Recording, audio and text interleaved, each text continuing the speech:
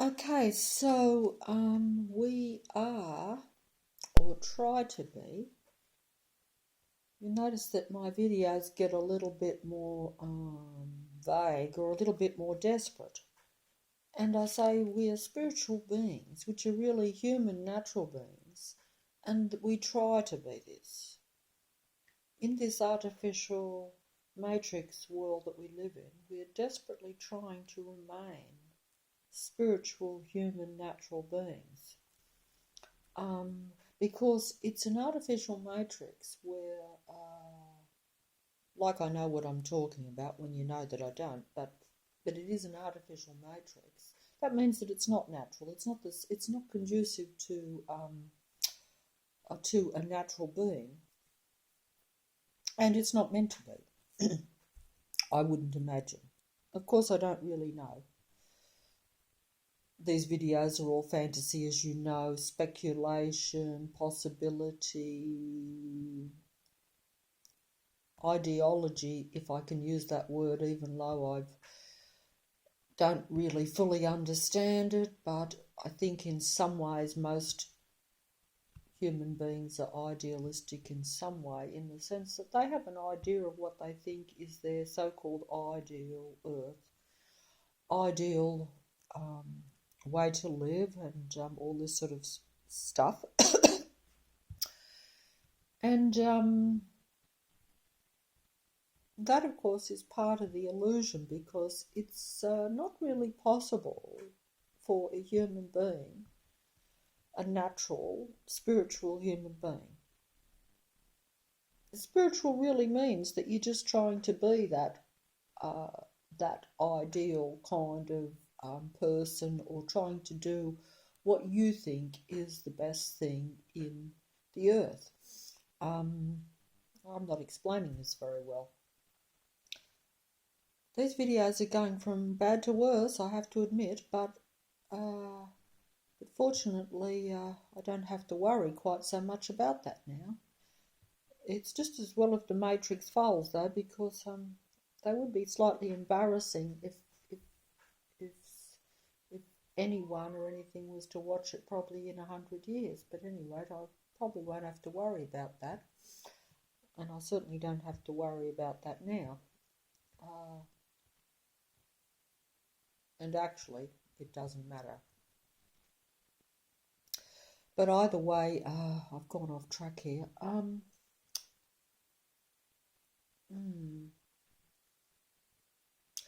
Yeah, see, the point is, the point of the fairy tale is that, you know, it's not really possible to be idealistic or to think the way that you're really meant to think in an artificially contrived matrix earth. But you're probably still meant to, strangely enough. But if you do, you'll be playing pretty much a solo game, and you'll be playing against a matrix.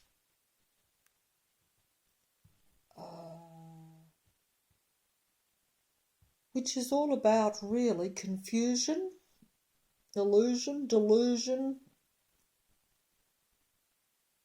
out of balance kind of insanity.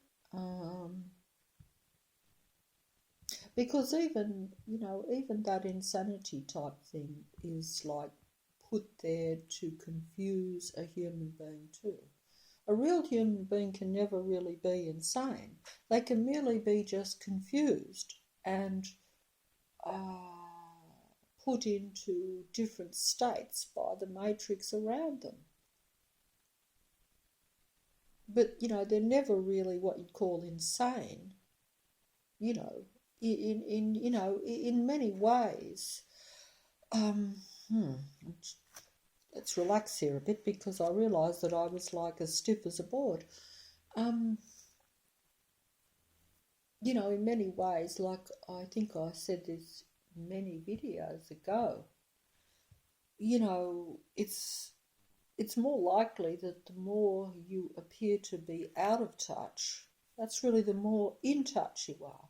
Because, if you're in touch with the matrix, you're really out of touch because the matrix is very limited. It's like playing a game and not knowing you're playing. And it's like playing one move at a time. You're always only playing one move at a time, but you never know where that move will take you. You can't see the whole game. You can't see even the end goal of your game. Like most of the time, if you're playing in a game, you should know the rules and you should know what the purpose of the game is, and you should know there should be a time limit, and you should know you have to score a certain amount to win, and all this, whereas you don't know that at all. And I'm going to ramble here, and I must stop. It would be nice if I had someone to dole me and stop me, but I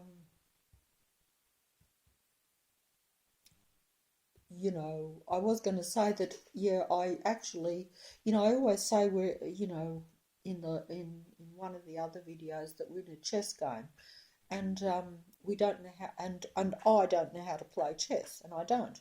So I looked up how to play chess just as a joke for myself, and this is not relevant to the video, just as a joke to myself to see what it was, how you do play a chess game, or a little bit of what it's like. And I have to admit that I listened and I do not have a clue. So this shows you what we're dealing with in the Matrix, that even when I look at a real chess game and try to fathom out how to play it, I haven't got enough concentration to actually figure out how to play it. Under different circumstances, maybe I could, but the thing is that either way, that's very much what I'm doing, and what humans, and I say humans, I have to use that word. See, I'm starting to become quite ridiculous myself in these videos, because I say we're human beings, we're natural beings, we're spiritual beings. I tried to emphasize that in, I think, the last video, when I said that, look, you see, human's just a word, and it implies that you've got a head and two arms and two legs, or whatever, and really it really isn't like that. It's really just a distinction between whether, I can't even explain this myself. I could, if I understood the science of things, shall we say, which I don't. It's probably be very simple. Underneath all of this confusion is a very simple game or plan or whatever, really, I would imagine. But if you're in the dark and you don't know how to play chess, or you don't even know how to play checkers, for instance, or you don't know how to play snakes and ladders, it could be the simplest game. Like I know how to play one or two card games, that's it. But, when I'm playing those card games, at least I know what I'm doing. I know if I'm losing or if I've got some benefit. I may not even be a very good card player, I'm not, but at least I've got some advantage, and I've got some ability to actually participate in the game at some sort of conscious level, instead of playing like unconsciously and not having a clue where you're going, what you're doing, what's really going on, most of the time we're not even sure what the real purpose is,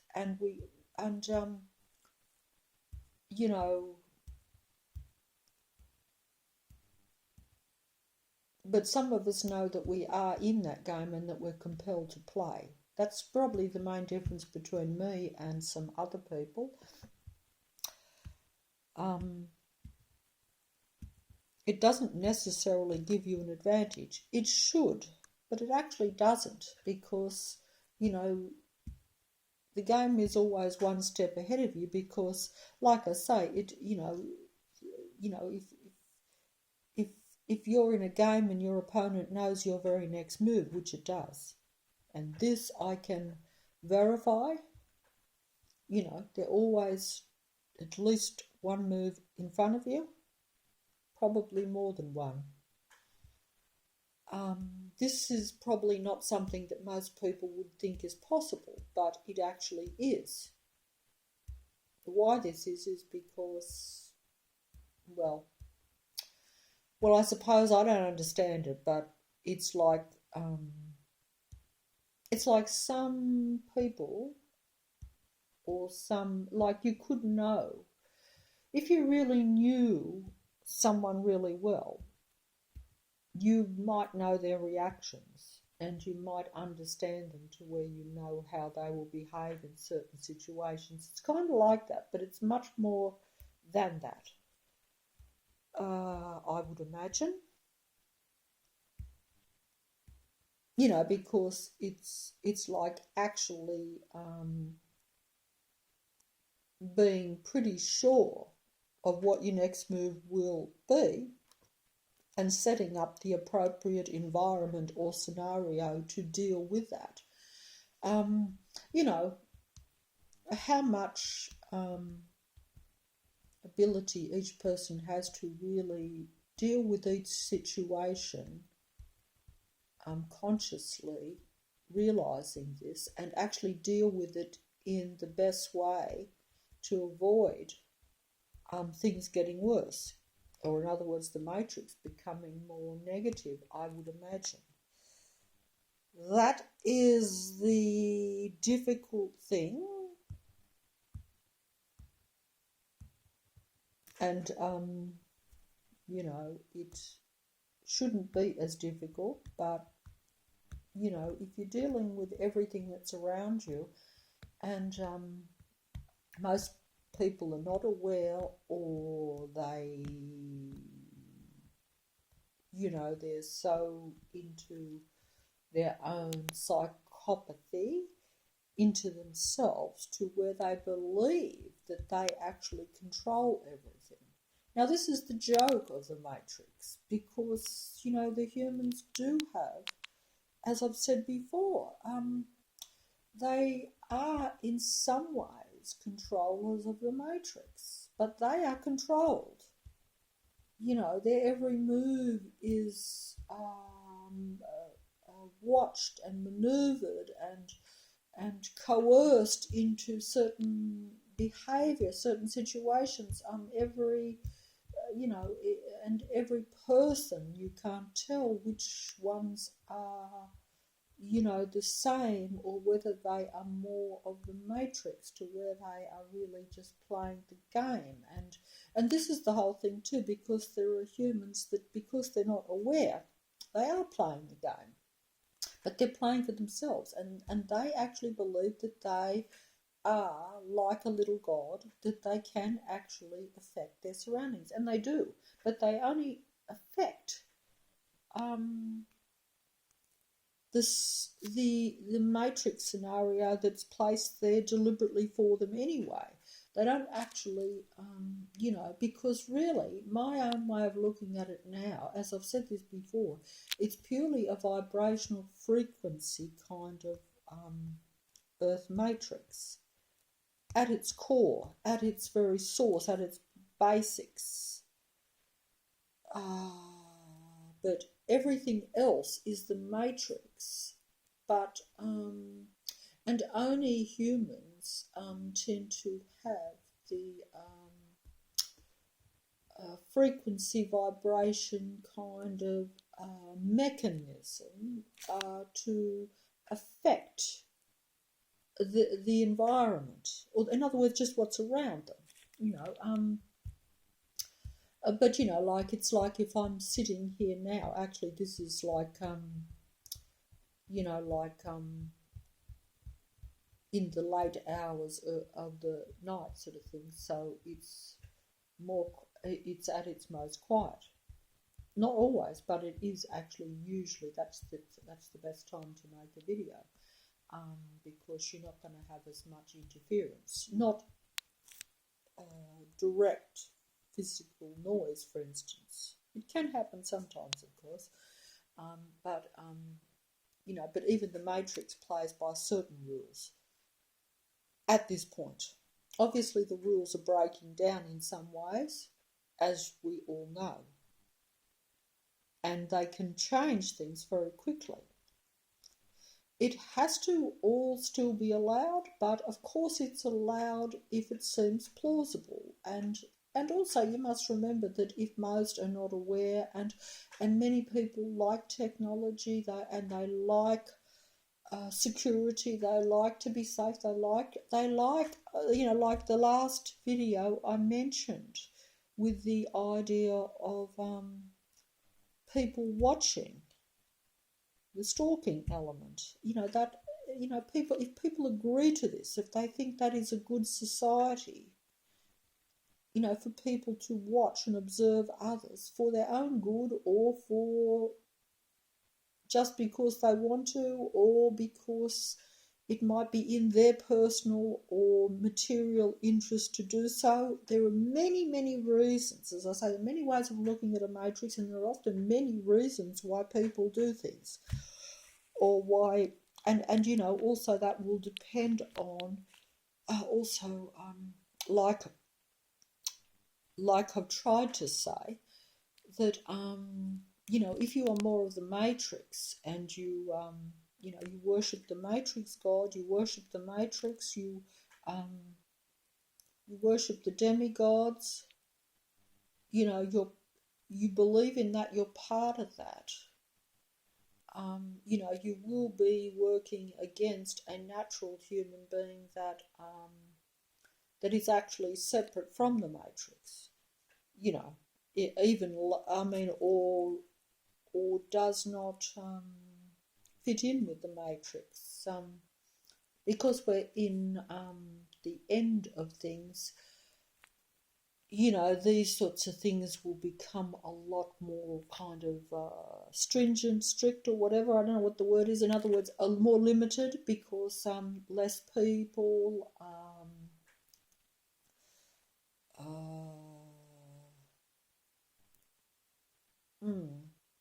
I'm not putting that very well. I've lost track of my whole thing again. Sorry about that. Dear. I was just going to quickly say, before I get back to the innocence, yeah, but it is a frequency vibration thing.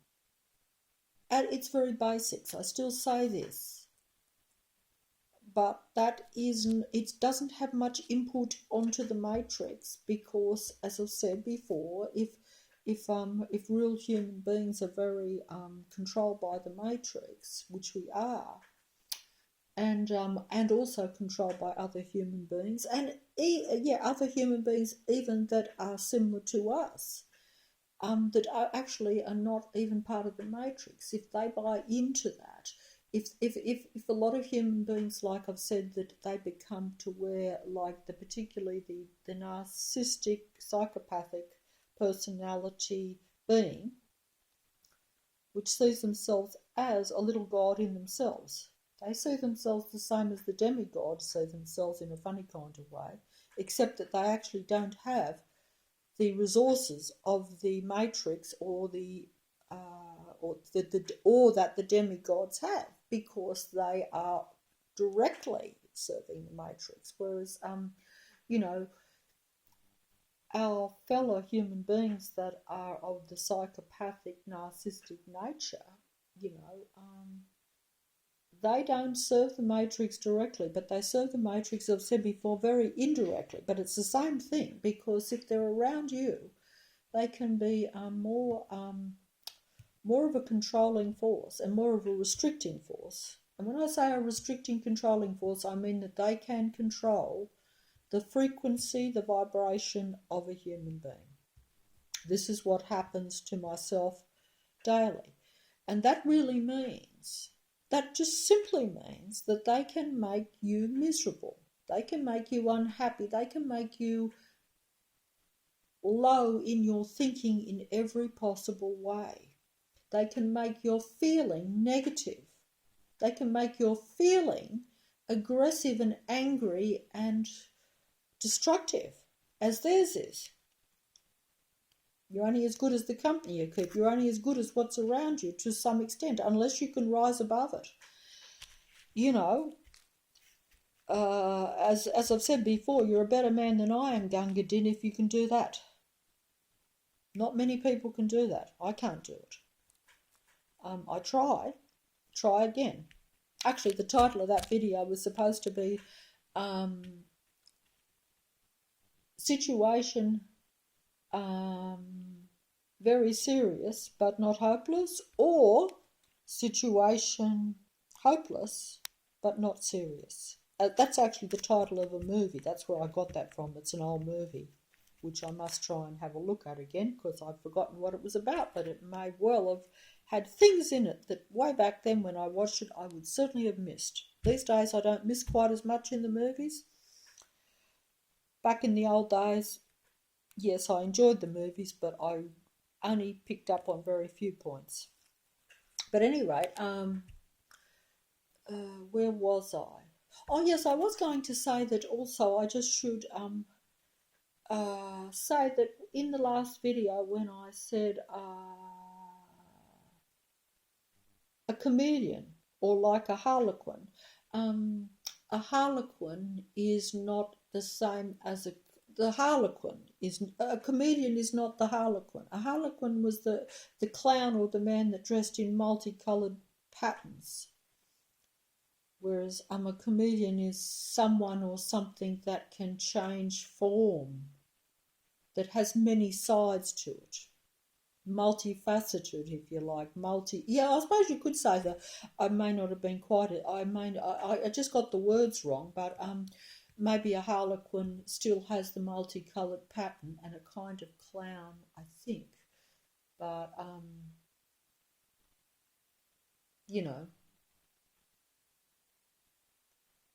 certainly could probably be an interesting character anyway. But the idea of the different colours, yes, not consistent, not the same. Can appear whatever it wants to, can present whatever it wants to. But either way, I'm not quite sure why I mentioned that.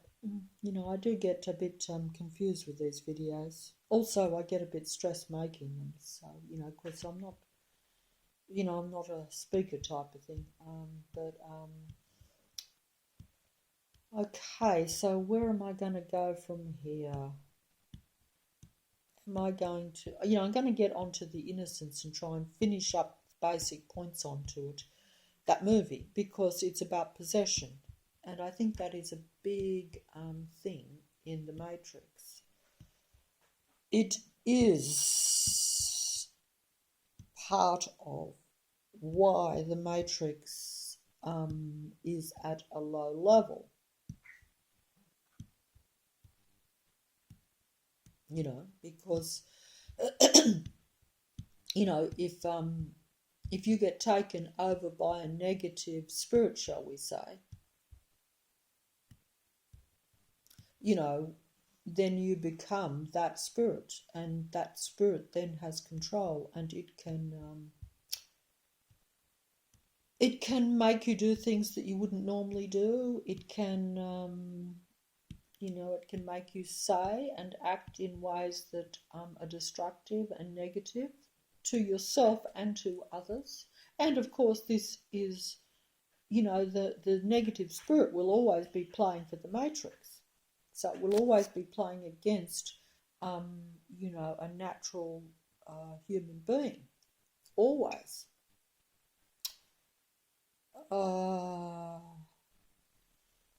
You know, with the idea of taking them over or suppressing or destroying or defeating them, you know, depending on what is its possibility.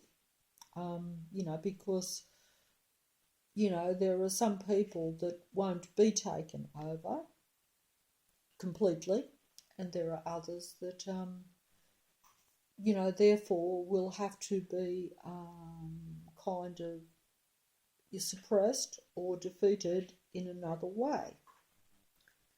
But, and then the matrix will operate in conjunction with a possessed person in order to bring the frequency of a human being down to where they have no positive input into the matrix. So therefore the matrix is then under the control of the matrix God entity and its many disciples, many minions, from the demigods down. But when I'm going to say something here and I have no idea what I'm talking about, because I was told this little bit of information from someone, right? Just told it, but not given details. But it was indicated to me that that in my videos I'm a little bit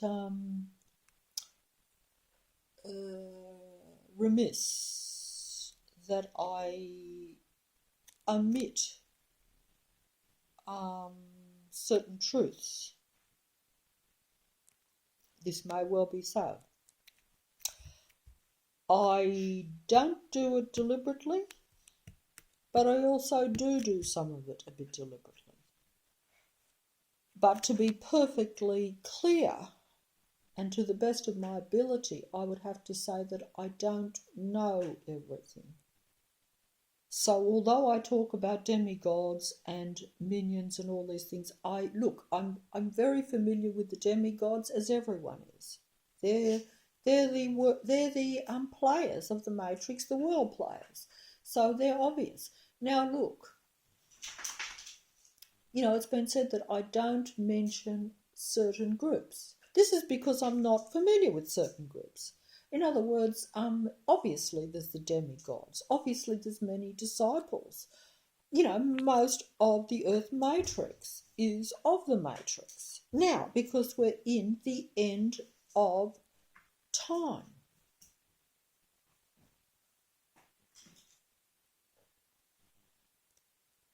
Or the closing stages of the Earth Matrix. Earth Matrix. The Earth Matrix is we live, the Earth Matrix means really that we live in a control system matrix, or a control system that is an artificial matrix because of that, and because of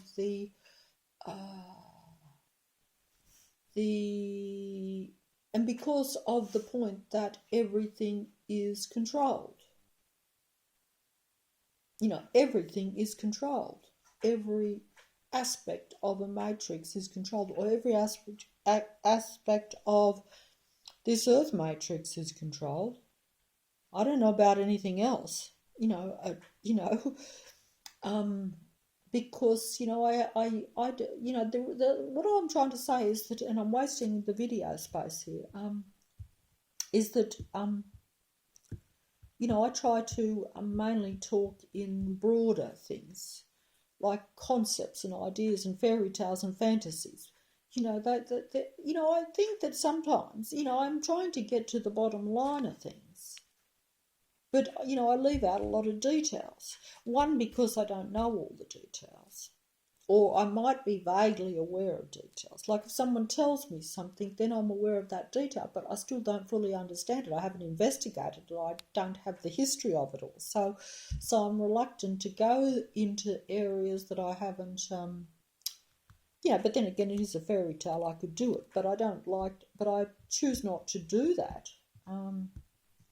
So, it has been pointed out to me that I'm ignorant and remiss if I don't mention that, the possibility that, yes, because I always say we have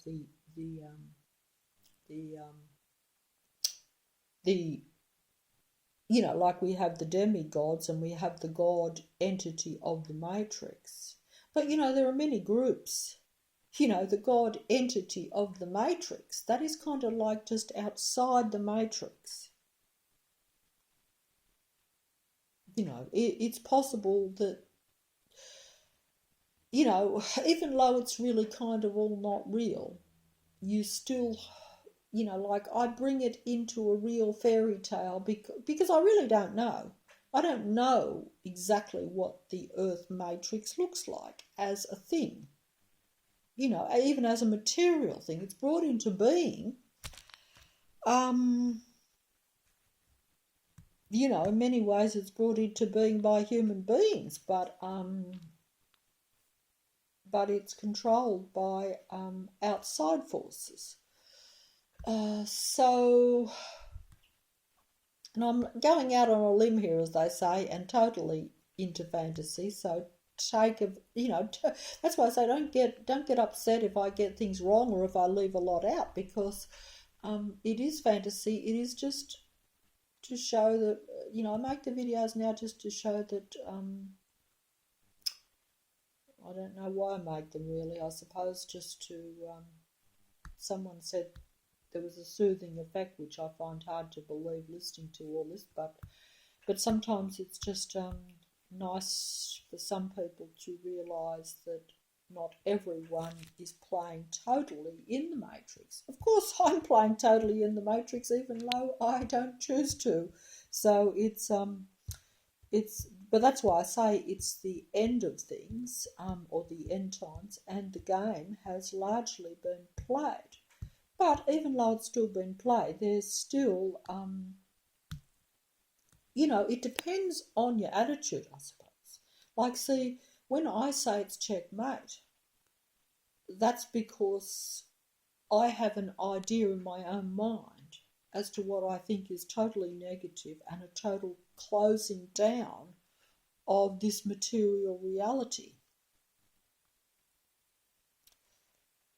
You know, or what appears to be a material reality. It comes into a material thing because of the frequency and vibration and because of outside interference by the matrix god entity and its minions and its demigods, etc. Now, anyway, I'll just go back, you know, like, yeah, it's, you know, because even with the, you know, like with the demigods, you know, they're like your, you know, like let's just say they're one aspect of the demigods are like Hollywood, your movie stars, the movies that I've watched for a lifetime. Now, you know, I say the demigods serve the matrix and they worship the matrix god entity and its minions and disciples, those that are of that collective or whatever you want to call it. I don't know what words to use for these things, you know. But as you know, even in old Hollywood, you know, the movie stars were under a studio system. They were largely controlled by the producers or the big movie Mongols, they used to call them, or moguls. I think they got the wrong word. Moguls, I think, is the word. But they were the controllers of the demigods, in the sense that they, you know, they gave the demigods their position and their wealth and their fame, etc., and set them up for that in order to influence the matrix and to you know, bring about new ideas, new conventions, new fashions, new this, new that. Everything is largely what we have been seeing. A lot of what, that's why technology is a powerful thing. Because it's not just that it's a powerful frequency that can physically lower the frequency or raise it, but largely, but it's designed to keep the frequency of the matrix going, so it can physically lower human frequency. You know, if you are happy playing in a matrix or living in a matrix, then you won't mind your frequency being lowered. Well, you probably won't know anyway, you know. I would imagine if you've never experienced high frequency, it's a bit like you don't know what you're missing type of thing. My mother used to always say that. She used to say, what you don't have or what you haven't experienced, you don't miss. And she was not a very high frequency person, or even someone that thought a great deal.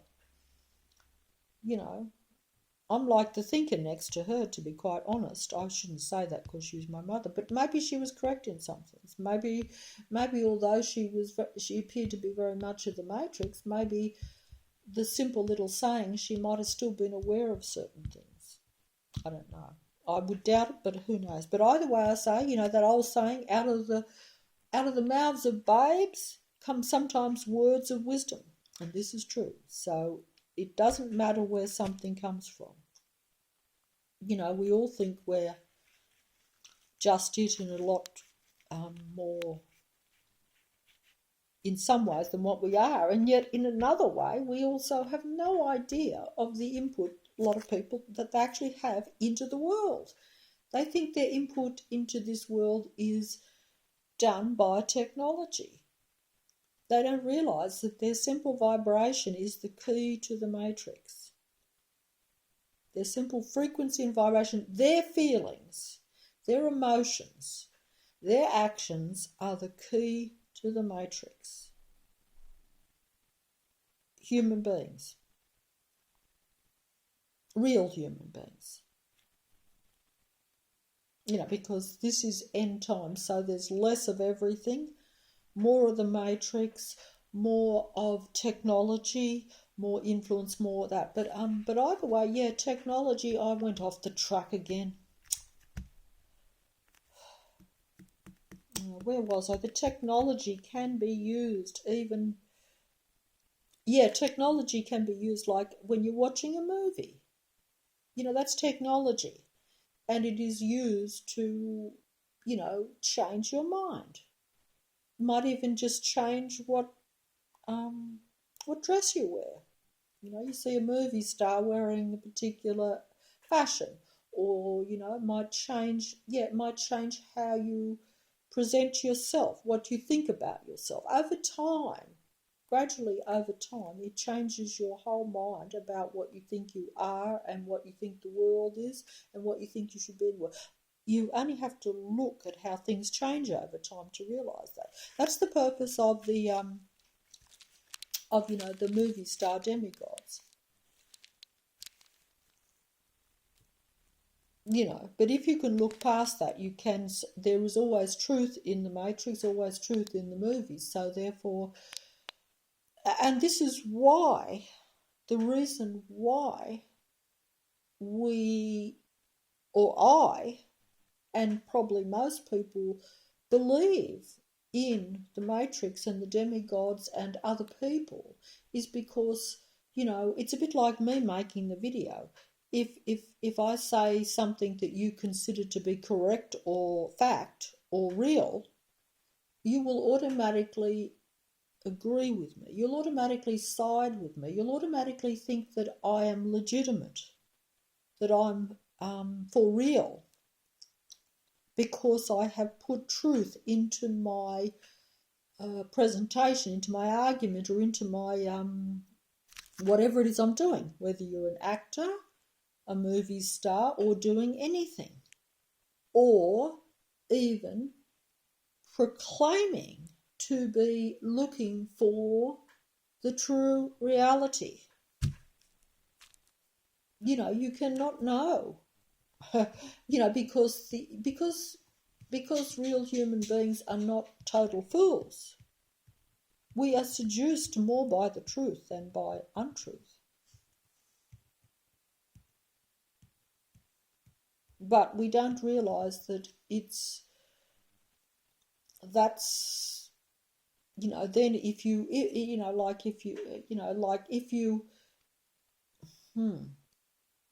because the Matrix has to be very unbelievable. The Matrix God entity understands all this, as does the Matrix.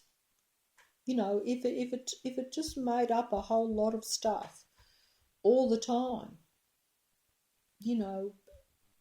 even the most Matrix-directed humans or the Matrix-immersed humans would see through it and say, I don't think that's actually so. Whereas if you put 90% what is actually, you know, the correct picture of the matrix to people, you know, you immediately then think that the whole thing is not the matrix. You think it is something separate from, you know, you know, to what you think is negative. I haven't put that very well, but you know, it has to be believable. It has to have elements of what you think is real and good for you, and trying to help you to have a better life, and to see what is the real world.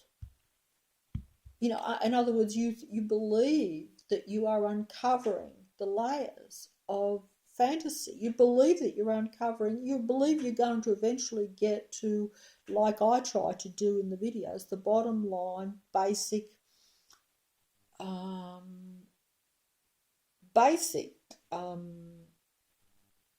basis of what you are here for, and what is really going on, what is around you in the world. That is, I haven't made any sense here. I just realised that. Sorry about that. You know, I get so sick of using the word truth. You know, all these things, you know, like it all becomes so much part of the matrix, and there is a basic. Yeah, that's why but anyway, I just better finish up here on the Hollywood business. That's right. You have, in other words, you know, like some people say, I probably am leaving out the main players of the Matrix, and it's probably true. I'm not that familiar. I'm vaguely aware. I mention mainly the ones that I'm aware of and that I think that are visible. I mention what is visible, okay? Yes, I mention in my videos what is visible. What I have been, it's been brought to my attention that I omit to mention the invisible. This is probably so in the videos that I do. This is probably so. So, in other words, I omit the invisible forces behind the visible forces, or the visible powers of the matrix. In other words, what you and me see or know to actually be influences or controlling forces of the matrix. You know, not everything that is visible is the true power source of the matrix, probably. Yes, because like I said, the movie stars were always working for the movie studios back in the day. They work for something different now, but it's all probably the same people, the same game, the same entities or whatever. But, you know, and I say that because, you know, if you are behind the scene, you may be more powerful, you may be more technical, you may have more technical stuff at your disposal. So therefore, you're not a simple little human that is meandering around this matrix in a natural body surrounded by technology. You are a higher being that is surrounded by technology, but it's technology of your choosing. You control the technology to some extent. You have access to the technology. You may even be in contact closer to the top, as we say, to what is around the matrix, to the matrix God entity and its controllers of the matrix from within and without. You know, because the matrix is probably controlled from within and without. I'm not sure where that comes from.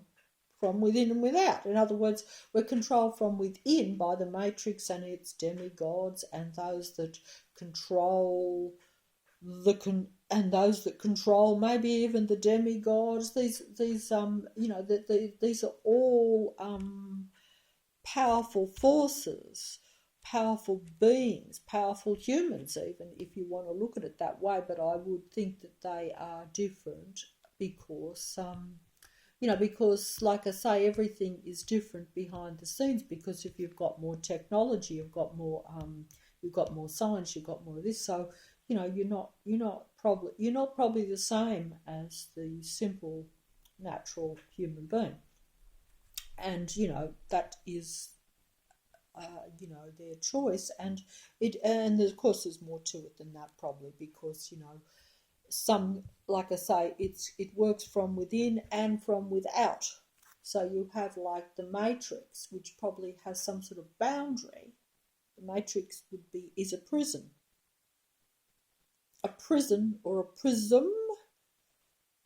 A prism, I'm not sure what I'm talking about here, of electricity, of technology, if you like, or of Wi-Fi, whatever you want to call it. It's all technology. It's all something, it's all different to a human being. But either way, the frequency of a human being is different to that and is not compatible with it. And if the human being gets to a different frequency, that means they then are creating a different technology. They're kind of interacting and changing the technology.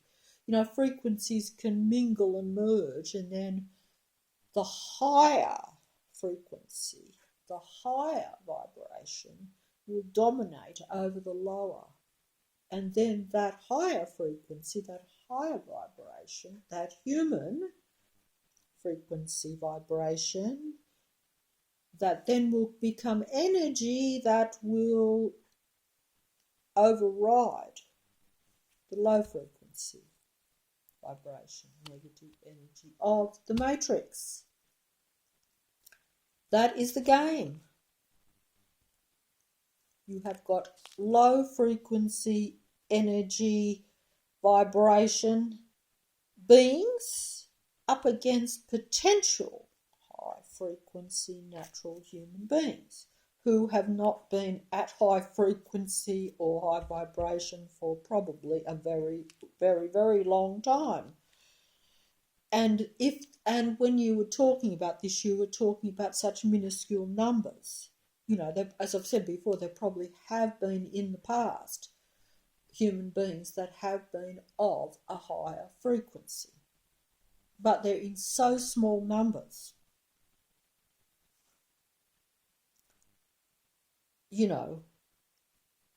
that they need to be the very highest to have any input into the frequency of the matrix. You would have to have the very highest frequency being to change this negative frequency vibration matrix.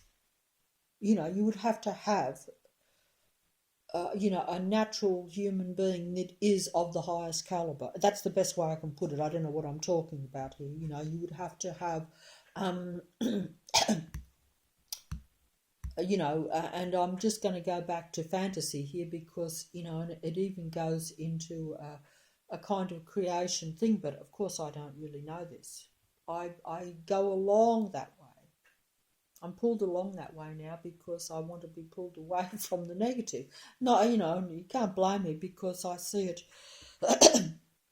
I see it. Sorry about that, but I'm a little bit, that's what I say. Even with myself, like I'm aware that I'm totally out of balance, just at a normal level. And people know when they're not happy. And I think at the present time there's so much low frequency because the more you restrict and confine a human being, that is not really conducive to high frequency. Particularly, if humans are aware of it. See, you can be confined, even in a prison, but if you think you're the prison guard or the prison warden, you don't know that you're confined. You don't know that outside of that prison there is a higher warden, a higher guard. a higher power that is controlling you, or at least getting you to control others. I don't think I put this very well, but I've lost it again, I think. Oh dear. I think I'll have to go off the frequency thing, but I go on about it because for me it is still the basics of the matrix. See, all this other stuff, I admit, I omit, and I admit that I leave out a lot, and I don't know a lot. I can't speak of the controlling, I can only speak of what is visible. I know there is invisible too. And to me, even the matrix God and all that is invisible. I do not see it. I see the demigods, I see other human beings in limited numbers there again, because you don't see the whole thing, and it is an illusion, and we're in end time scenario of the matrix. So everything is a lot more less than what we think, and could well be a lot more limited, and could well be it could be it could be to where individual humans have more potential than what they realise, because of numbers, because of limited numbers. That is a possibility. But if you're surrounded by a matrix, you probably think it doesn't matter. But it does put more onus on individuals. As I've said before, numbers are a part of the game, and that is natural to realise that. Particularly if you have to take everything into account. Like I say, you have to take into account numbers, but you also have to take into account the ability of each human beings, how suppressed each individual is, how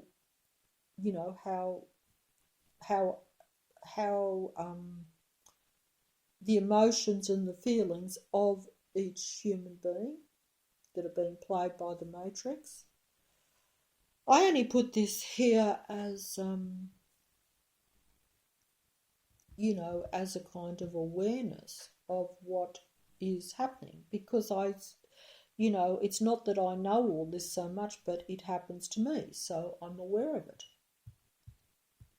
And like I've said before, it's game over, checkmate, in the sense that once you let your emotions and your feelings be pushed right down to where you feel you can't maneuver, and you can't actually touch that state of acceptance or even contentment, even in a matrix. Now, because that's why you really are having to reach for something outside of the matrix, I would think. And that is also going to be intercepted or blocked by the matrix through technology. A bit like that song that I keep going back to, are we human or are we dancer or dancers? And that is because,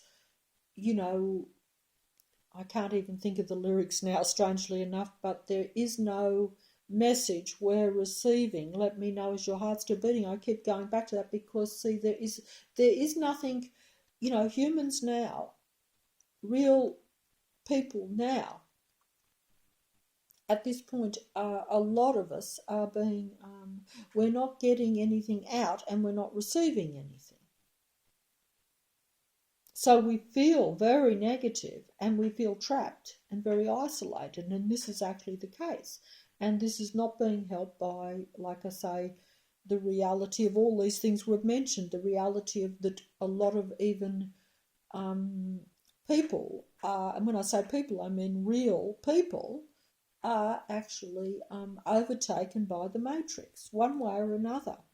Whether you want to say it's a personality thing, whether you want to say it's possession. I'm going to go back into possession now, get back on track. I'm going to mention the innocence Now, I keep meaning to finish up on this film, and I'm disappointed only that I don't put this across very well because the film has so much to show at a basic level. Um, see, I'm finding it hard to actually concentrate on the film now, even despite having seen it so many times that I would be embarrassed to tell you because you'd say, well, yeah, it's pathetical that you should have to watch a movie 10 times or something before you can get the bottom out of it, or even to get the thing. But I do that because I admit that even though I talk about all this stuff, it's still quite new and alien to me, if you want to look at it that way. I know it's so. I see it with my own eyes. I see people possessed. Um, but I don't see the actual possession. So, unlike that movie where you actually see the dead negative spirits, you don't see that in reality. You just see the result of a negative person um, acting in a destructive manner or in a controlling manner, um, trying to take you down or take you over. And to be honest, some people would say, well, isn't that just their personality? Like, what is that? That doesn't mean it's possession. It just means they've gone sour, they've gone nasty, they've gone negative. Well, that's an interesting point. I would say not.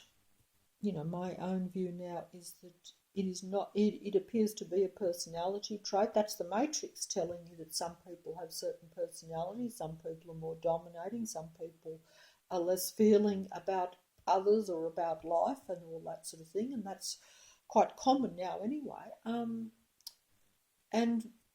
it's almost normal. But either way, I don't like to be this idealistic kind of preacher that makes these videos. I feel it feels wrong to do that. Wrong because I'm not qualified and not at a level to where I feel justified in talking or telling other people what is so. So it is just a fantasy, and it's just meant, because it's, like it it's really just information in a funny kind of way because, the old saying, practice what you preach. Well, that's right. I mean, you shouldn't be preaching if you're not practicing it. And yet that's what most preachers do. And to some extent, that's what I do. You know,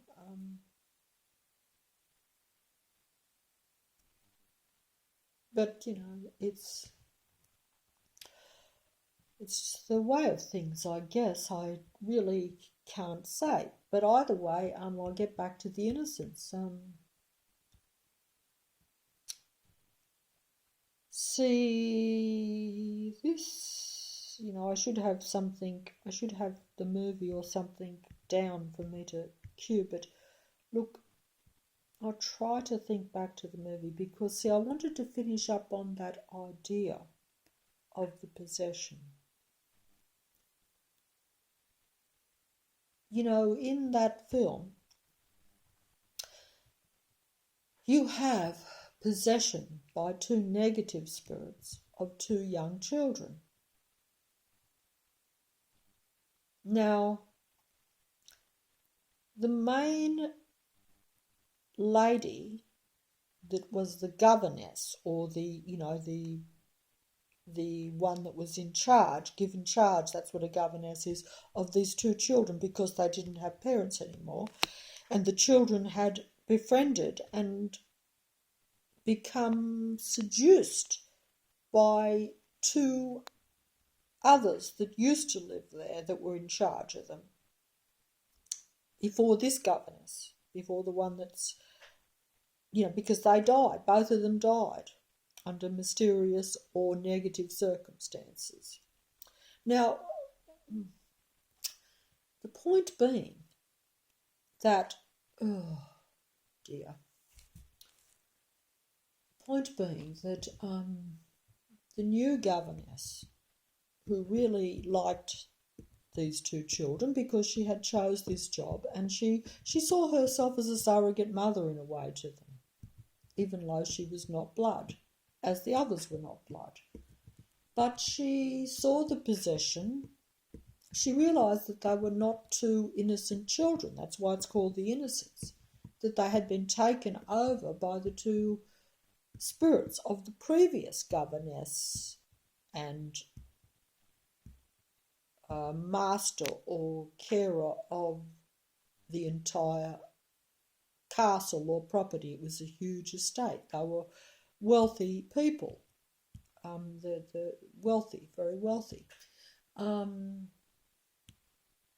The two that took over were merely employed. They were not wealthy, but they were very dominant.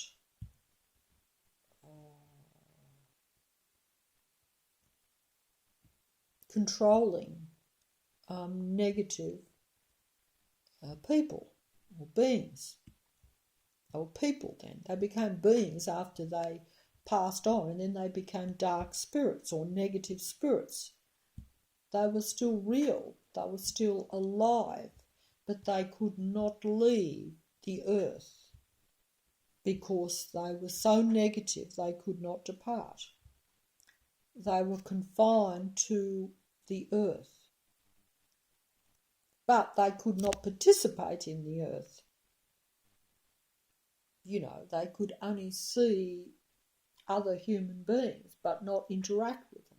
They couldn't, as I've said before, so they needed human bodies to infiltrate in order to participate and play in the earth, and even to experience the earth, whether in any way they wanted, to put it like that.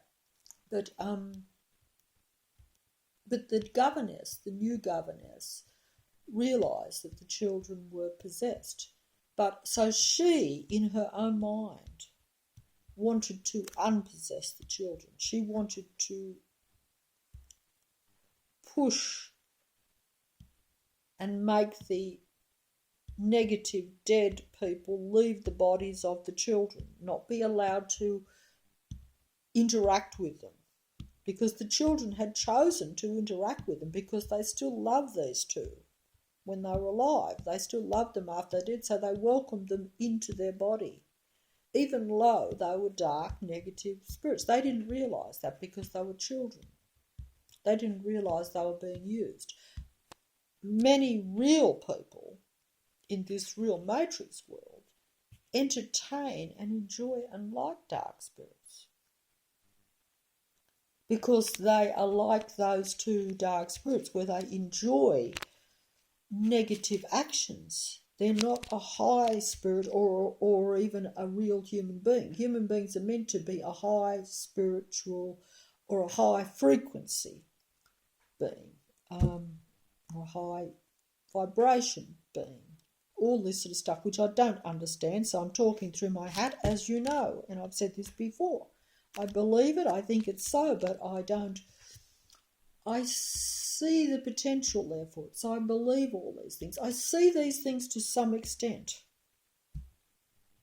but they're still fantasy because they're not provable, and they're not, you know, how much, who and what are the main players, and all this sort of stuff. But either way, I'll get back to the innocence.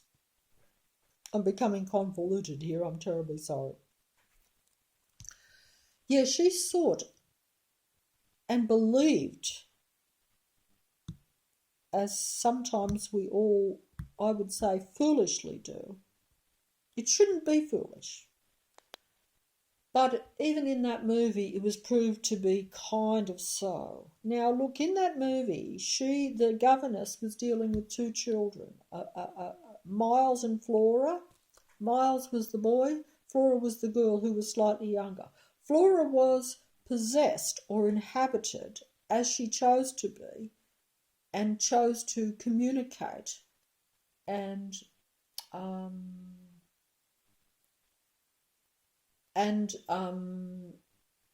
be friends with the female that had departed. The boy was infiltrated or possessed by the male that had departed. Now, this is an interesting thing, because if you watch the movie, and this is what has occurred to me in my reality, these spirits or forces, even if you say a dead person, you could have a very negative dead person. You could have a dead person that does many destructive, negative, anti-life, even evil things while they're alive on the earth. Whereas you could have another person who is negative, because you can't be positive if you're stuck here and not allowed to leave. In other words, that's as the movie goes. If you have not been a good girl, as the governess says to the little girl, says, well, you're a good girl, so you'll go to heaven. And the little girl says, but what if I'm not a good girl? Does that mean that God will just leave me to wander around here? Because she knew that was true, because she knew that the previous man and lady that she had befriended and loved and admired and worshipped, as the word was used. The two children worshipped these two dead spirits, or they worshipped them when they were alive, as the master of the house and the governess saw them as their parents, in fact. So they loved them, they worshipped them, they believed them, they thought they were good for them. They weren't. They actually were not their real parents, and they did not really care for them. They merely liked to use their bodies they knew that they would pass over, and they were already planning to use their bodies so that they could have an afterlife, you could say, an afterlife here on the earth, because they were just wandering spirits otherwise. They couldn't even communicate with one another, and they were bound by a love-hate relationship. They were bound by, well, you have to watch the movie, but the governess fell in love with the Dark Master. He treated her very negatively, but she was besotted. And she became negative. Her frequency went down, because that's what it said in the movie. Originally she was happy and kind and always singing and dancing, and then she changed, they said. The housekeeper said she changed because she got involved and fell for the Dark Master. You know, she come under his spell, and she couldn't live without him, so she did herself in, and then she became a earthbound dark spirit, because evidently to take your own life is against the rules, shall we say, or against you just can't leave the matrix or the earth, because you've I'm not sure why, but I guess it's an insult, or it's like saying I didn't value my earthly life, and I preferred the dark spirit, you see, because he was possessed. The one she loved, the Dark Master, or Peter Gynt as he was called in the movie, he was possessed by a very dark, he was already possessed by a dark spirit, by the God entity of the Matrix, you could say, before he died, when he was alive, whereas the woman became possessed by him, you could say. She became besotted, seduced, and then controlled by him. And so then she became low frequency and allowed possession.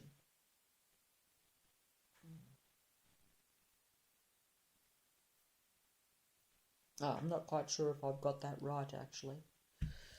Got a bit muddled up here. But either way, the point is that the governess believed that she could. We've all heard of exorcism. We've all seen The Exorcist, unfortunately. I did not like it, obviously. But at the same time, I thought it was far-fetched and revolting at some point. But you see, even in that movie, and this is the point of this movie too, the governess thought that she could exercise or push out the possession of the two children. She thought she could push that spirit away, get the spirit to leave the body of the children and leave the children alone forever.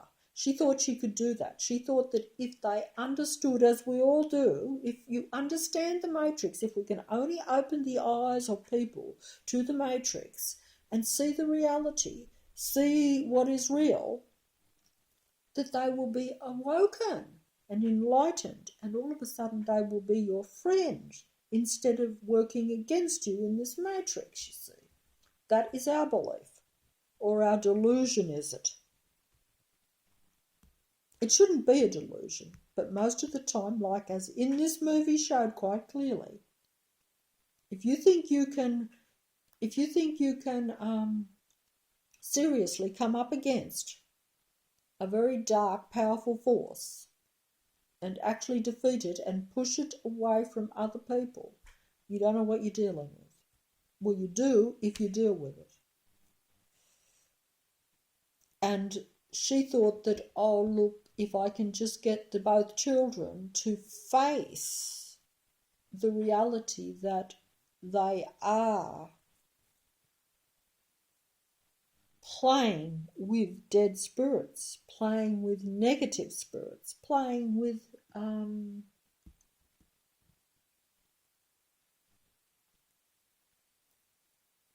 spirits that are not really for them and that are taking their childhood from them too, because two children should just be playing as children. They shouldn't be playing as adults as they were really playing in this film, because a child is no longer a child if an adult possesses their body and then another adult possesses the other child's body and they engage in physical activities that are adult for a grown-up, not for a child.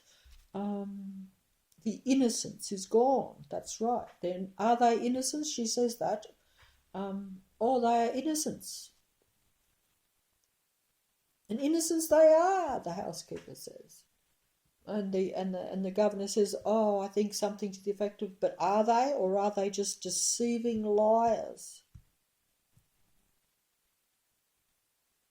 Are they deceiving us? They're not really living in our world. They've been taken over. They've been possessed. They pretend to be innocent little children. They talk sweet. They talk like angels. Yeah, they actually said that. She is angelic too. Mind you, she does have her way. She likes to wander. She likes to wander out of the house and meet up with her dark, dead spirit governess and play with her and allow her to possess her body in exchange for that company, because these two children couldn't accept the loss of these two, even though they were not their real parents and were really using them. They took it for real. Because they seduced them, you see. It's like the demigods and like people in your reality. They will seduce you with things that you like. Oh, come and play with me. You like to play ball, do you? I've got a ball. You come and play ball with me.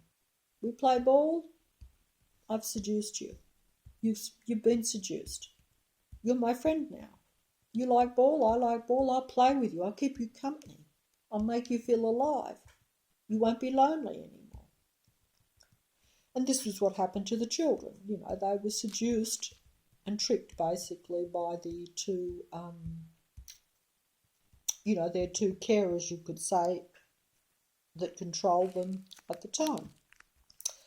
Whereas the housekeeper that come after, the one that's in the movie, she wanted them just to be two happy little normal children. But of course she also did still want them to like her and for her to be the surrogate mother or the pseudo-mother, if you like. She did, but that was her job, because that would keep children happy. Children need that kind of guidance and comfort and love and all this. They need that. And this is what was expressed at the start of the movie. You know, someone that will will belong to you, and you will belong to them. They will not feel alone. They will, you know, children need that too. They grow up. Dare I say, you know, if it's not given to you when you're young, you probably are searching for it all your life, and you will then be seduced by the matrix and by the wrong things, as we all do. Because I think if you have a good, this is just me being psychological here, and I don't know what I'm talking about. I would imagine that if you have a good start in life and that everything is normal and a good childhood, in other words, a good childhood, a comfort childhood, a childhood where you feel safe and where you have only picked up the right things, and you feel that you belong in the world, and that you also are safe, and that I can't quite put my finger on it, but you know, you feel satisfied with yourself. You feel you are whole. You know, you're not going to be still searching for the love and all those things so much once you get into a certain age or an adulthood. You're going to actually feel okay, where even if you're isolated, you're not going to feel quite so bad, because you feel that you do have enough in yourself. I know this is all psychological jargon and jam that so many have talked about for a long time, and whatever, you know, I'm sure, but at the same time there is a bit of validity to it, you know, because, you know, the Matrix, and, you know, like in this movie, you will be played and preyed upon, you know, if you don't feel that you are okay just in yourself, and most of us don't. And if you do start to feel, unfortunately, because we're in the end of things now, even if you were one of the lucky ones that feel safe and secure and whole in yourself, that you don't actually need a lot of outside thing, the Matrix will come down and try to take that from you. The Matrix will show you its power, because you're still in a Matrix. But that will also be, you know, dare I say, I've said before, and I've repeat this again, if you're stuck in the city, or you have been foolish enough, like a foolish virgin, I think that might be from somewhere. I hope that is not the case. I hope I'm not a foolish virgin. Well, I know that I know I'm a fool, either way. But the thing is that, you know, you don't want to be stuck to where the Matrix has full power. The Matrix has full dominion over the entire. The Matrix is a total power. It is a total Earth. It's a total control system entity in itself, run by humans, run by demigods, run by the most powerful groups, or whatever they are. These I do not always know what they are. Like I say, there's visible and invisible. There's visible powers and influence, and there's invisible powers and influence that control the visible powers, and ultimately controlled by what I call the Matrix God entity. But even that, you know, it's open to debate. You know, because in the actual Matrix, you have to have probably only certain beings, or certain types of beings, I would imagine, that have to be mainly of a human type variety, or that at least present that demeanour. But with this possession thing, that's it does become very confusing. Even myself, like, I have it clear in my own mind in some ways, but putting it across is very hard, because that's why I say I like to keep it simple. But it is hard to keep it simple when we, you know, like with myself, where I have never believed in this. I thought The Exorcist was a stupid movie when I saw it years ago. In fact, I was reluctant to see it. I only saw it because of, you know, realising that it was so famous.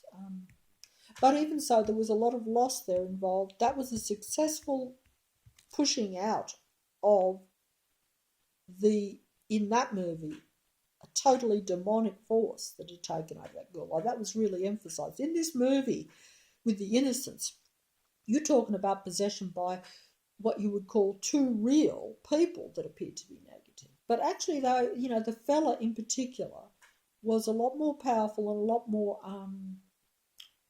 you know, like he was a very, this was expressed in the movie. He was already very possessed, I think, and he then possessed the woman, and made her fall in love with him, and then she became like him, you could say. But she was never as powerful as him. And, in the Exorcist movie, it was emphasized very much demonic forces, which is like forces of the matrix or the God entity, where they're powerful technical beings that are not remotely like a human being, a simple, natural, normal little human being at all. But like I say, there's that, it's kind of funny because they're all powerful in technology and in what they are, but the human being is in a suppressed matrix. But because they are a frequency generator, or a frequency light, or a matchstick in the dark, as I think one of my other videos I thought was kind of arty to say matchstick in the dark. They have the potential to light a fire. They have the potential to light up the whole matrix. If they were not in a matrix that was suppressing or pushing down against that. That is the game in the matrix. It's a spiritual frequency kind of game, if you want to put it at that level. And I don't know what I'm fully talking about, but it really means, when I say spiritual, I mean an emotional, a positive versus negative kind of way of looking at it.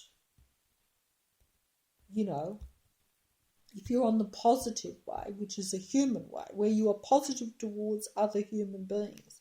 We don't even know that we're meant to be friends with our other human beings. I know I didn't, because I thought, hey, there's 7 million of us. There's nothing else but 7 million human beings, and most of them, are either like myself, where they're, certainly not in the top category. But then you see others around you that are even worse or doing more negative things. But that, of course, also is sometimes the matrix too. Because if you see something on a technological device or on your television or on your computer, that is of the matrix. You see negative things going on in the world. You see negative people supposedly causing them.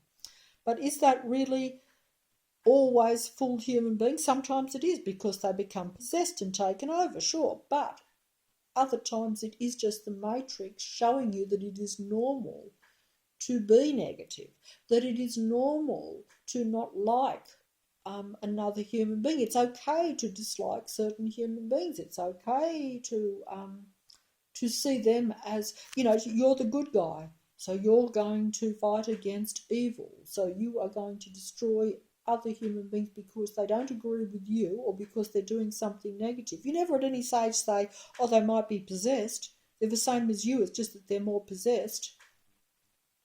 And you yourself have been possessed at certain points, so you know better, and you have had negative thoughts.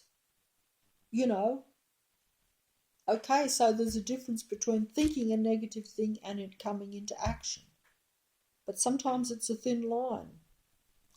And sometimes you can't control. If you are totally possessed, you will not be able to, the thought will become an action. You won't be able to control it if you're fully possessed. Because that's another being has taken you over. And that being, if it wants to destroy, it will. It has no fear of destroying because it's protected. It's in your body. You will be the loser for doing that negative action. You will be the loser for playing in the matrix. That being will laugh because it enjoys the negativity.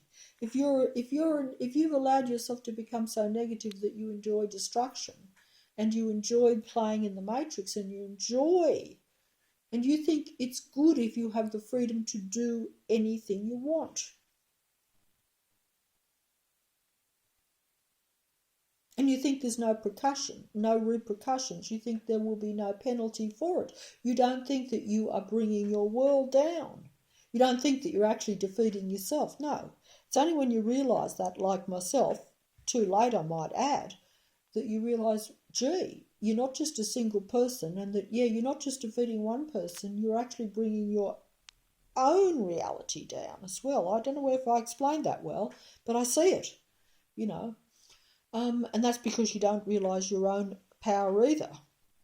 Matrix God and all its technology, so if it realises, it utilises everything consciously, it's playing the game, but real humans think their power is a lot more limited.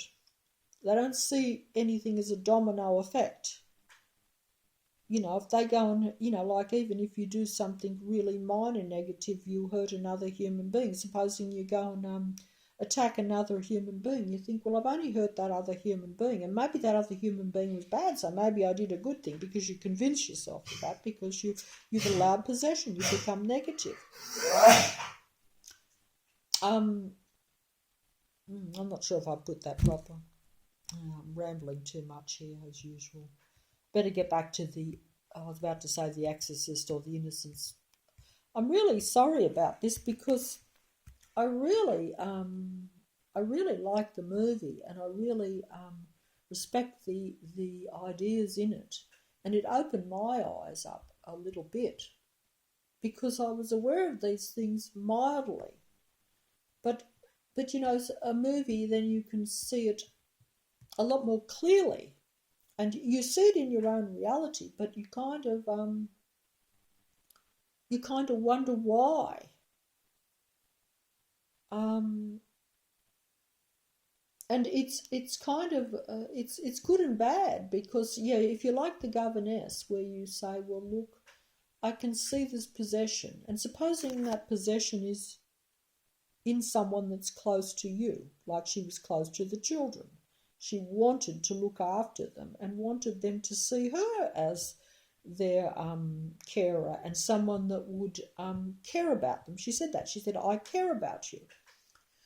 She didn't want the other two negative dark spirits that were using their bodies, and that were, you know, playing with them all the time and seducing them and luring them always to them, as opposed to her. She knew this. She knew that she had very limited input onto them. She knew the children communicated with her and actually liked her. They actually did.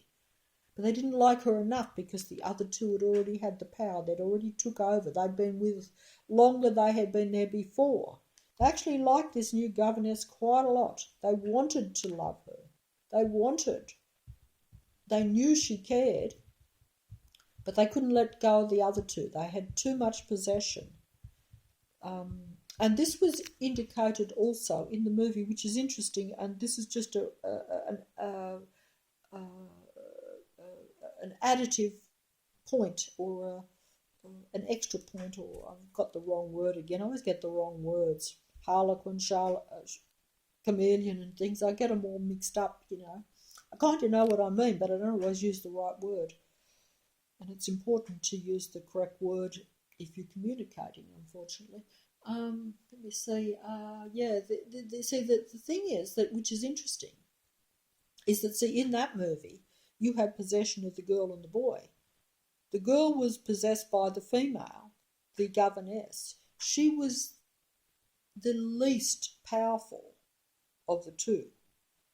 The dark prince, dark spirit, dark being, dark person, powerful person that had inhabited the boy's body, that he saw as his father and his friend, he was much more powerful, because he had seduced the governess, who was a normal, happy woman before she come to live with the children and in this house, you know, to be the governess. So he was very powerful. And this was expressed in the movie, because when the present governess that was convinced that, yes, she could exercise or force the spirits out of the bodies of these children and get rid of them, by making the children face the reality, because the children were half in delusion. They just were so lonely and desperate after the loss. They couldn't accept the loss of these two, the death of them. And, you know, children live a little bit in fantasy world. They're not adults. They don't fully comprehend everything. So They were very happy, even though it confused them a bit because they were children, to allow this possession and to entertain these two, to entertain these dark spirits, shall we say. I don't think I'm putting this very well. But,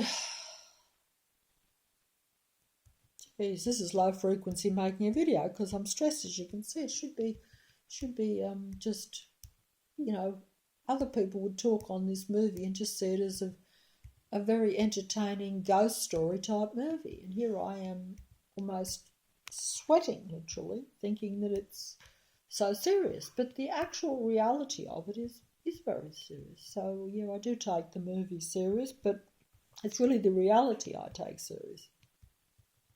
This possession. If there's total possession and it is by a powerful spirit or a powerful force, or like in the case of The Exorcist, a powerful demonic force in the movie The Exorcist, which is really similar to the boy. He was taken over by the more powerful being, who, as they said in the movie, such power he had over people. She said to the governess, the housekeeper, said, "You don't know what power Peter Gynt had over other people." Such power. And this was it. Even though he didn't appear to have any real physical power in the reality, he had power over the minds of people. And they were frightened of him because probably because there again, you don't see this person in the movie. You only see the image. You don't actually get to know him at all because it's about the possession of the children. But you do know that he is a powerful spirit because as the movie unfolds, when the housekeeper confronts the little girl with the reality that, yes, the lady across the lake is the dead spirit of the governess, and that, look, she's there, she's real, see her, and then she will depart. You'll be free. You will know that you have been entertaining a fantasy, that you have been entertaining a dark spirit. Because the little girl and the boy are still not really in reality in a funny kind of way. They're like children fantasizing, and they don't fully understand what's going on. They don't really accept that the two are dead. Because the loss was so great, they should know that they're dead. They do know they're dead, but at the same time, they kind of don't, I think. It's funny that way.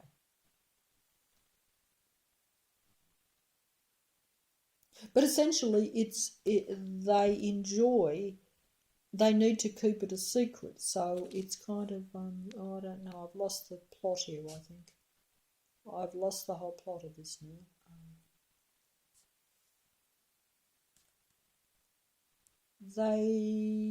While they keep it a secret and it doesn't infiltrate the other, they're really living in two separate realities almost. But eventually the whole idea is that they will end up taking over the children completely in a way, which is what you sometimes see with people, where the original child, because it usually happens young, I would think, but I'm only guessing this. The original little child that may be a normal, loving, innocent child or person, a real human being, becomes taken over by this negative adult, dangerous, dark, negative being or spirit, that was once a person but is now not in the reality, but they are outside the matrix. You can have them inside the matrix. I'm going into fantasy and I don't know what I'm talking about, so I'll tell you this now. You can have them inside the matrix or outside the matrix. how close they are outside the matrix, or whether they can come in and out, is another thing too, because, we have technology, and, technology is an open door. Turn your TV on, you open the door to the dark.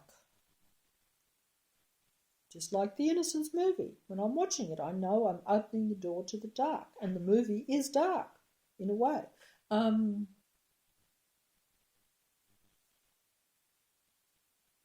But if you're aware, and I'm just silly enough to think that I have control of it, which is a joke because you don't probably, that yes, I can turn my TV on and allow the dark to come in, allow the technology, which is a dark spirit, dark being, to come in, but I like the governess. I just want to understand.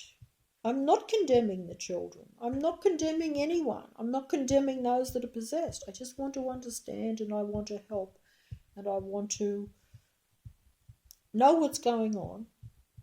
And hopefully I don't want to be possessed myself or too infiltrated, because even that governess was in danger in that movie of actually being a bit possessed herself. Like she was almost getting seduced by the young boy.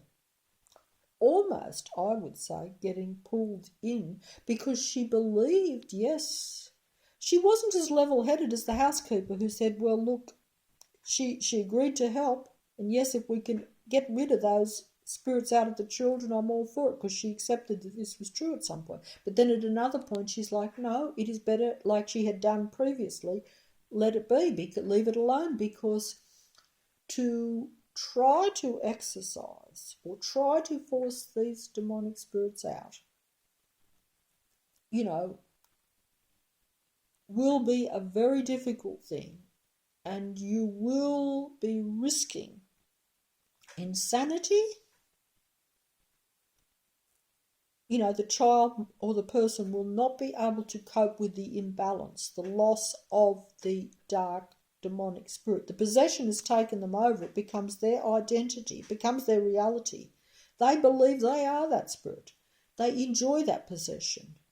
It makes them feel powerful or important sometimes with people, but also with children. It just makes them feel comfortable and safe, and they don't realise the danger. Depends on each person. It will have a different effect on each person, whatever that person needs. If you need love, it will give you love. If you need to feel comfortable, it will make you feel comfortable. If you need to feel powerful, it will make you feel powerful. If you need to feel, you need all the things that a human being should really feel in themselves, whatever that lacking is, will be provided by that negative spirit. So it will be very hard to ask that spirit or to force that spirit out. It's like, I feel lethargic, so I'll drink my coffee. I feel good. So, to say, no, you can't have the coffee, you have to stay lethargic. I'm like, no, I'm going to let that dark spirit, that coffee in. That's a pathetical example, I know, and it's a stupid example, but it's the point being that, I'm trying to make a point here and getting frustrated, but I don't really know. But you see you might see what I'm trying to say here. I'm not saying it well. That's the problem. Singer, not the song. The song's good, the singer's poor. So that's another interesting movie to watch. But either way, yeah, that is the point too. Is that, see, with that little girl, the woman successfully confronted the girl with the image. The woman, the spirit materialized in front of her as it did, because she had invited it in. So she'd invited it in because she needed it. So then it materialized. And only those who have imagination and can see the truth could actually see it. Everyone should be able to see it, but if you're in denial or got a lot of cognitive dissonance going, which was also true of the children, they were partly in denial, but they were entertaining it just the same, which is like we do in reality. It's very hard to explain. That's the confusion of this world and the Matrix, and even the world of that movie, which is really the Matrix, except that it was a different period of time. You know, there wasn't technology then, so you might say, oh, it couldn't be a Matrix, but, you know, it's invisible. Because we're in end times, we're now allowed to see more of what is the reality. We have to be shown it. We're allowed to be shown it. So we know we have technology, but we're still babes in the wood. We're still innocent like the children say, oh, that's all right. It's okay. Whereas back 100 years ago, you know, that wasn't shown. It wasn't accepted. It wasn't as strong. See, humans do still have a choice or a playing part in the Matrix, even though their numbers are small. That's a problem too, because if you get the small numbers and humans don't realise their own actual pull in the Matrix or their own what their own position in the Matrix is, as we really don't. Like, I talk all this stuff, but I still feel very powerless in the Matrix. You know, because you feel that you are outnumbered and you feel that, yeah. But of course, that's, you know, I've went off onto the Matrix as it is now as opposed to the movie. But, you know, you have to, as I've said before, you have to combine all these things. You can't just look at one aspect of the Matrix. It's simple if you can boil it down or break it down to, like some people have said, break it down, which, you know, I haven't really done that, but at the same time, you know, I keep it simple because I can't be too complicated. You know, it's a strain. It's like too much coming in, you know. But either way, yeah, that whole point is that the point is that if you become, and this is just a personal thing, okay, this is like one aspect of the Matrix, which I'm going to try to fold up on here. One aspect of the Matrix, one aspect of your reality. Let's just say that this is your personal reality, your one-on-one dealings with other people. You know, whether they're narcissistic, psychopathic, whether they are so-called normal, which, like I would say that personality is the minority now, as I've said, when a lot of people go along with this, or you are possessed. They're all very similar. All these things are a bit similar in a way. You know, is a psychopathic person merely someone who is totally possessed? Possibly. Yes. If you want to look at it that way, yes. I would now say that just come to me now because I've always separated all these things because, you know, because I'm ignorant and I watch the movies and I go along with it. You know, one minute you're talking about ghosts and spirits and the next minute you're talking about a real psychological condition, which you think is just brought about by environmental childhood factors or, you know, or maybe a difficult birth or something like that. Who knows? You know, if I want to stretch it, or maybe even while you're inside someone's body.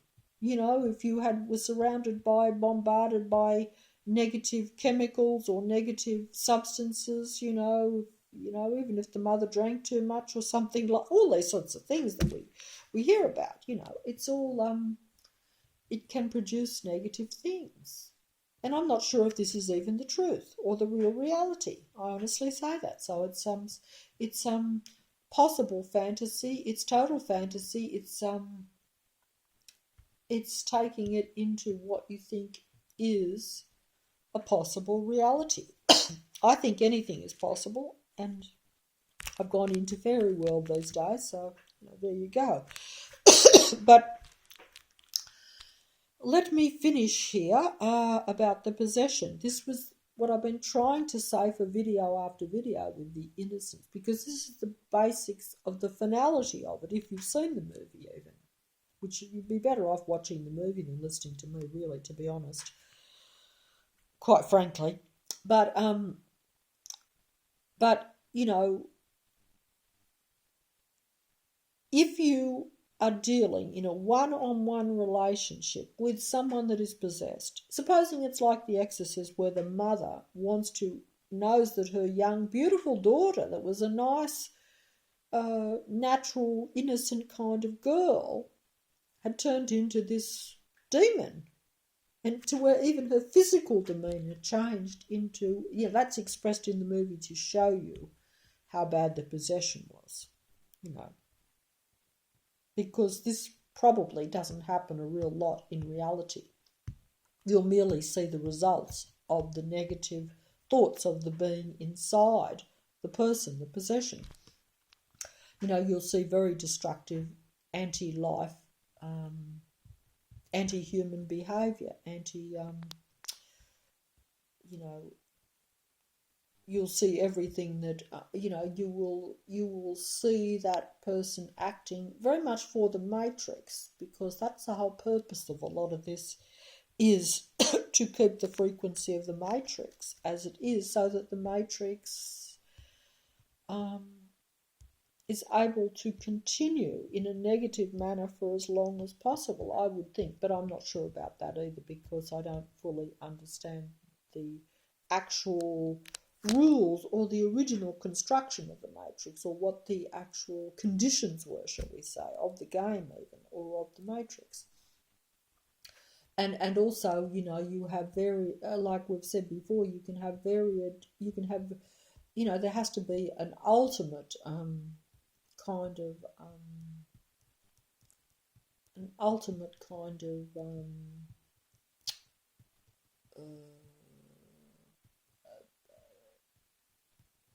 you would have an overseer of all this, which would be the ultimate creation kind of thing.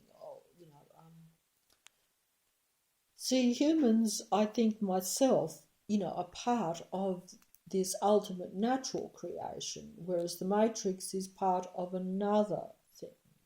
They're all connected, and they're all interacting, and they're all allowed to be put into play, put into the reality, evidently. And, that will have to go back to the beginning and all sorts of other stories. It all depends on how you want to piece these stories together according to what you think is the real reality, or the real basis behind everything, and that's rather hard. But at any rate, I just put the kind of ideas, and each person chooses what path or what idea they think is the bottom line, reality, or the bottom line, or even, I sort of think it's what you think would probably be the best for yourself. But then you have to know what you are and what your position is really meant to be in the reality, why you're here, what you're doing, what has happened to you, how far you've gone, down the wrong path, or if you are on the right path, or if you are using this reality to your own advantage, to your best advantage. And that will depend on what side of the Matrix you're on, what team you're playing for in this game, I suppose, if you want to look at it that way, at a kind of competition game level, which, like I say, chess game, even a chess game, you've got the two players. Obviously, you're meant to checkmate the other one. That's how it goes. But either way, I've gone off the track here again. Goodness gracious me. Look, the whole thing is, geez, I can't believe that I can't even say a few sentences and go on for so long. Okay, so, yeah, the whole purpose of that, the mother wanted, even in The Exorcist, to obviously get her daughter back, get the original, real, natural human being back. That was a proper frequency human being, instead of this negative force that had taken her over.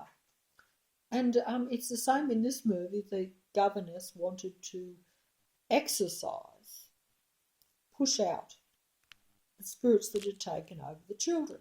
Now, in the boy, she didn't realise that she was dealing with an extremely powerful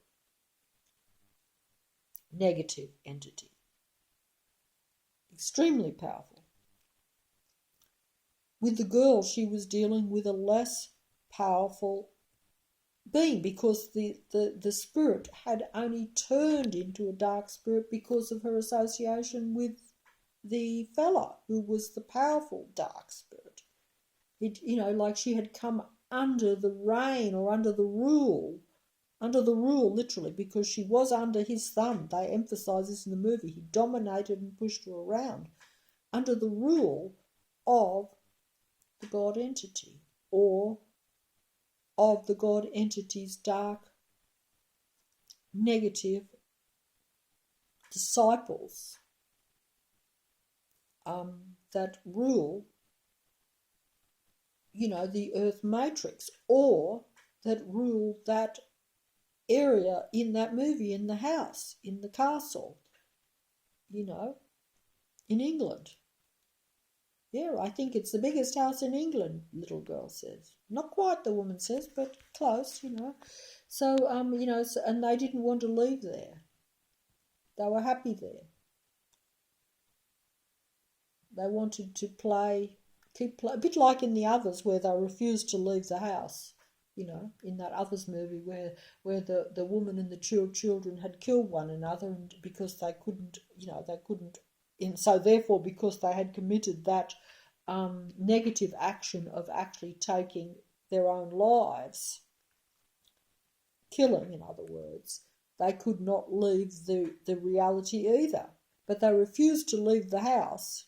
They refused to be wandering spirits. They took over the house. And this was the same in this movie. They wanted to still have their reality back, even though they were not really entitled to it in a way, because they'd passed over.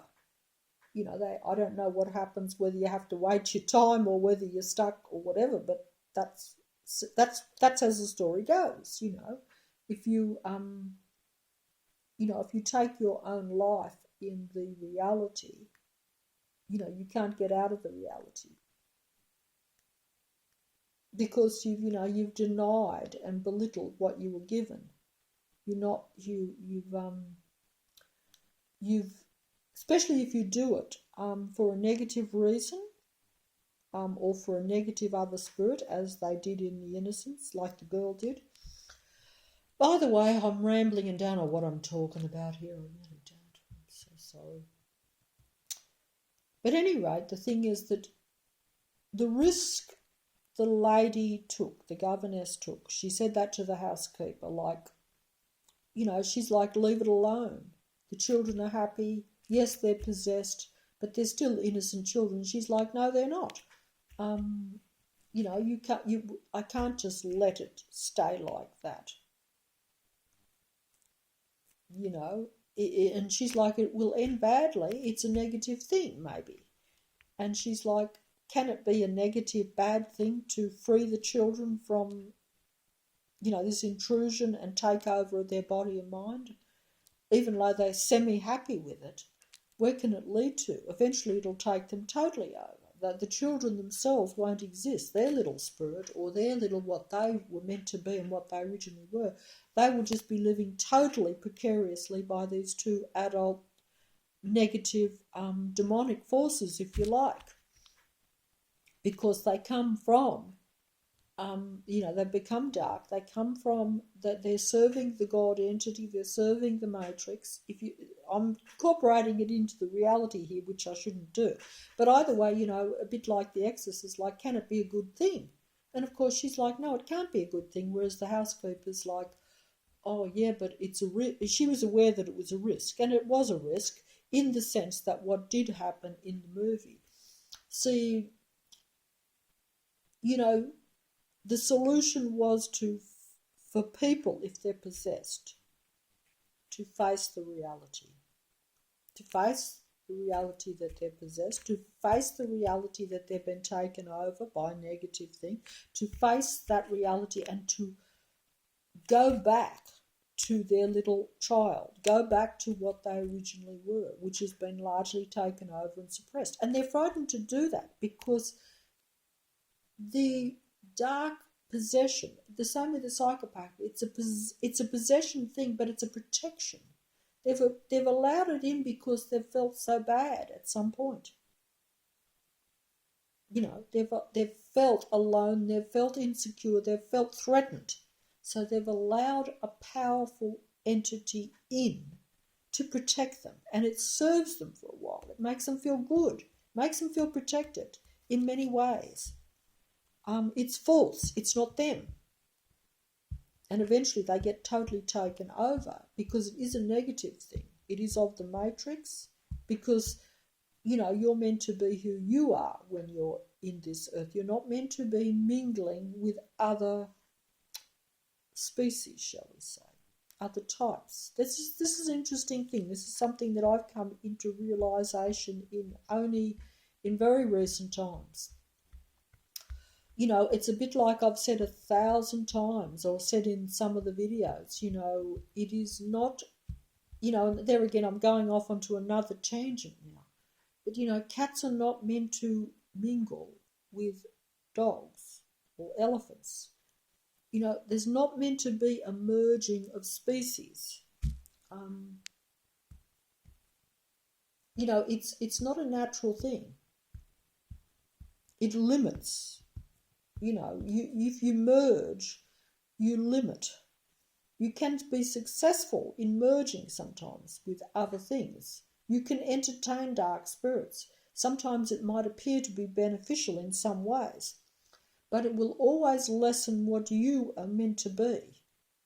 And also, I suppose you have to say, is it meant to be? Well, that's where the matrix says, yes, everything and anything is meant to be. You can do, if you can do it, why shouldn't you? And, it's just like everything else. But it's a matter of opinion, I suppose, or a matter of which way you view things. What is the correct kind of way that you should live, or what you should live under, or how you should live? Like what you think is beneficial, what you think you should, where you think you should restrict yourself. I mean, probably for me, I would say that I find it strange that people would say, why should I restrict myself from doing something negative? To me, that seems almost like illogical. Like, why wouldn't you? Why would you do something? But, there are lots of people that enjoy and want to do the negative things. Whether this is probably because of possession, I would think. That's what I think. I think it's all possession. Because why would you want to do something that is negative, that doesn't really benefit you? And if it's anti-human,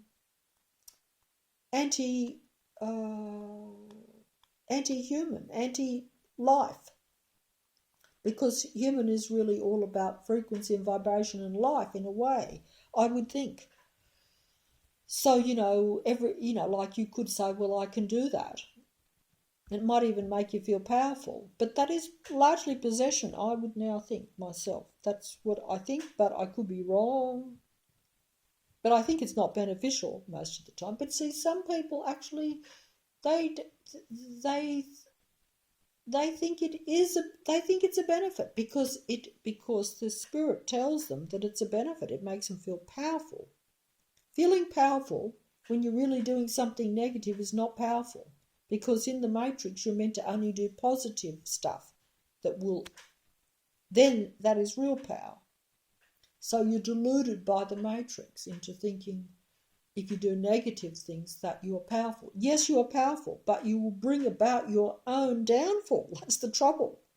Like every bad thing I've done in my life has brought me to the position I'm in now, which is largely diabolically bad for me and certainly not good. And I'm aware of it. That's the only difference.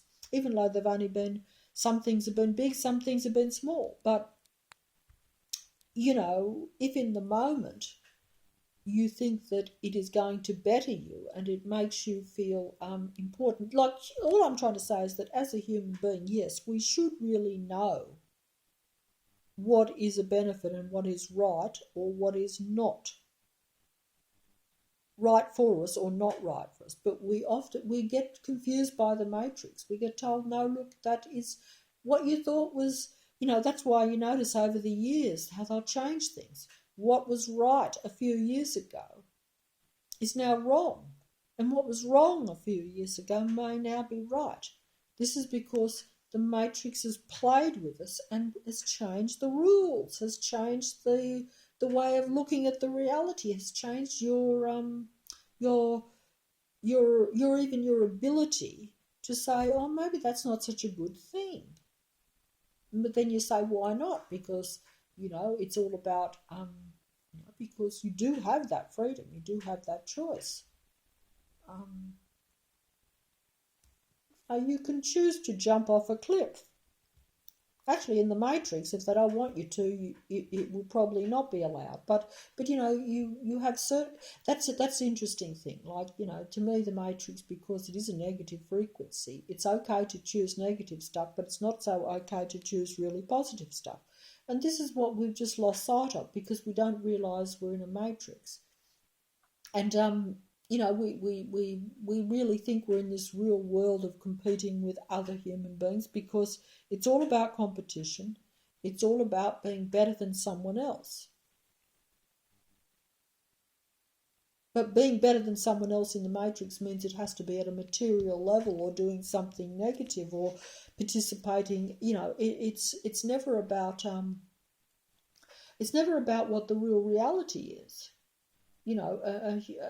Like I honestly say this now, it's tragic to realise that you kind of had a bit of power all along or a bit of ability to actually make your life better, to where you, not only your physical life better, to where you actually feel better about yourself and did feel whole, shall we say, or as though you were not insignificant,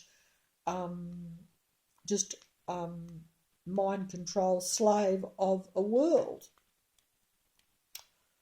Which a lot of people half think that, but then again, they half do that, but at the same time, then they say, well, look, if I can't control the world, I'll control a few people around me, and it kind of like that, but they don't realise that in controlling a few people around them, if they dominate high life sources, shall we say, or people that really have a spark, or people that have like someone said, left a very brilliant little thing in a long time ago video, which unfortunately I was not able to see because of Matrix interception or interaction. But that was, in other words, if the internet goes down or if you haven't got your connections, that's Matrix interception. But I think most people would agree with that because that means you can't then view something that's there and it's gone. But either way, I've rambled off. But if you have like if some people have a good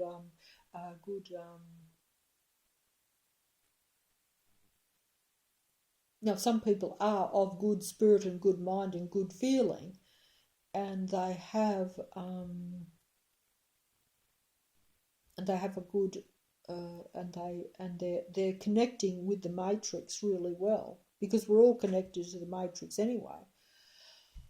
But they're connecting in a good way. Then they're like little light bulbs that are going to light up the Matrix, light it out of its darkness in a way.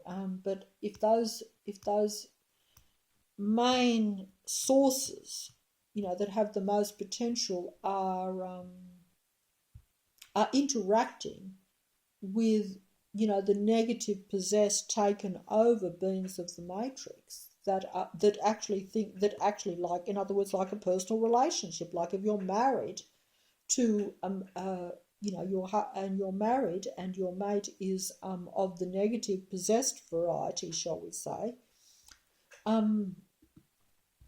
and you are the positive, that mate is going to make sure that your little light is extinguished so that you cannot be a light bulb in the Matrix and make not only his or her world a little bit more lighter, but certainly the whole Matrix to where it is a bit better, or at least more conducive to human life.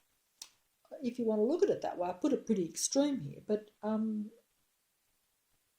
But like it's like in that movie, you're looking at opposing forces fighting and battling for dominance. It's only a matter of opinion. I suppose if you want to look at it, I'm going to be fair here, or be ridiculous, really, I would say. But, is this meant to be a light human domain, the Matrix, or is it really a dark, negative domain that, that some human beings are in, either intentionally or accidentally or whatever, and they've got to kind of find their way out, light their own match and find their way out of a dark tunnel, if you want to be arty about it, or is it, there's lots of ways of looking at the Matrix, because we don't always know. I just put it down to basics and say if everyone was acting as they meant to be as human beings, there probably would be less problems and everything would be fine. That's how I really look at it, to be honest. All the rest is fancy talk and fancy scenarios and fancy preaching like I've been doing. But, getting into details. But at a very basic level, I would just say that if human beings knew that they were normal human beings and actually valued that and realised how special it was and how important they really are, and that they're the be and end all, as I've said, really, in a way, instead of playing in a matrix where they think the matrix is the be and end all, and where they think everything that is in the matrix is the only real important thing and the only real reality. And they basically just mainly had respect and admiration and connection with, the limited real humans that are here. There would be so few problems. There would be a lot less problems, in my way of looking at it, in this scenario. But, but because we don't know that, as I didn't either, and you don't respect or actually care that much about other real human beings. In fact, you don't even know which ones are the real ones. You can't, and also you then are confronted with the thing of, if you are confronted with the possessed humans, then you become like the governess, to where you're like, am I big enough to stand up to the possessed person? In a matrix, no. But, maybe back then in that movie, because it wasn't so much of a technological matrix and you didn't have all the systems in place that we do now, you were dealing a lot more one-on-one. That governess failed in her attempts to exercise or to rid those children of their possession, despite being in an isolated, beautiful mansion where she only had to deal with two negative spirits. But she still failed in a way. Now, that's an interesting point too, because you'll have to look at the movie. Did she fail or did she not fail? Look, this is they call this the dilemma, and they've actually said this about the movie, because I thought it was a dilemma, and then I went on to a thing that said, yes, that's the dilemma of the movie. See, that governess, as I am, and many people are, once you even become aware of this in Matrix, you're still in a dilemma. You don't know whether to do or not to do. You don't know what to do, because if you do what you think you should do to try to get a possessed person to face up to the reality that they're possessed and to rid themselves and be themselves of their negative spiritual possession by another being that's taken them over and is really creating havoc and negativity for them and for those that are around them, probably even people that they should be helping that are their friends, So they're destroying themselves and destroying others around them by this possession. That is and the only one that's going to win is the negative being that is of the Matrix, or the God entity, because that will be a disciple or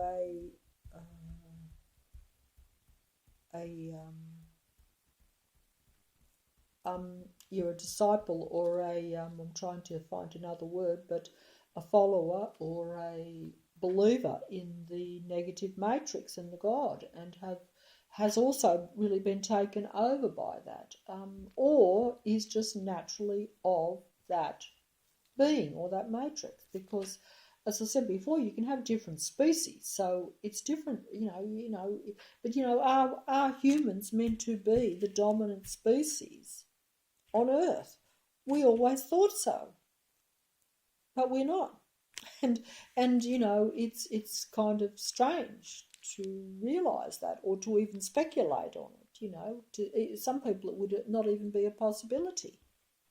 But for others like myself, it's a reality. We not only take it to be a fantasy. Look, I particularly, I know I always talk in fantasies and say all my videos are fantasies and they're fairy tales, and they may or may not be so. And it's just a way of looking at things, or just entertaining my own imagination.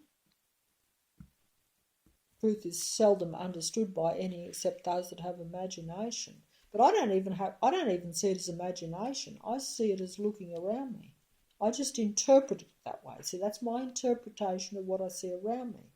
So I don't think I have to even have imagination. In fact, I try to keep it simple. I try to almost limit the fear and limit how powerful everything is around me, because it's scary. And I don't particularly like being in a real life horror movie, you have a little bit of control over the ones on the TV. Not as much as what you actually think, but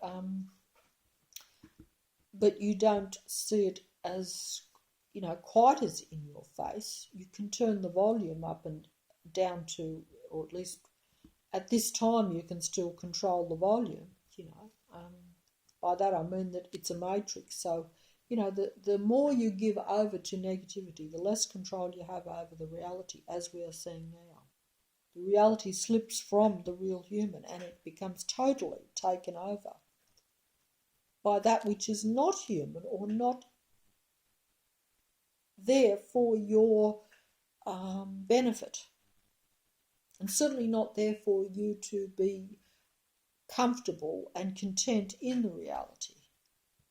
That works against the negative frequency vibration matrix, you see.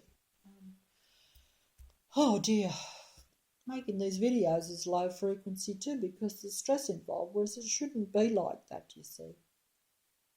And really, it's not that important, because,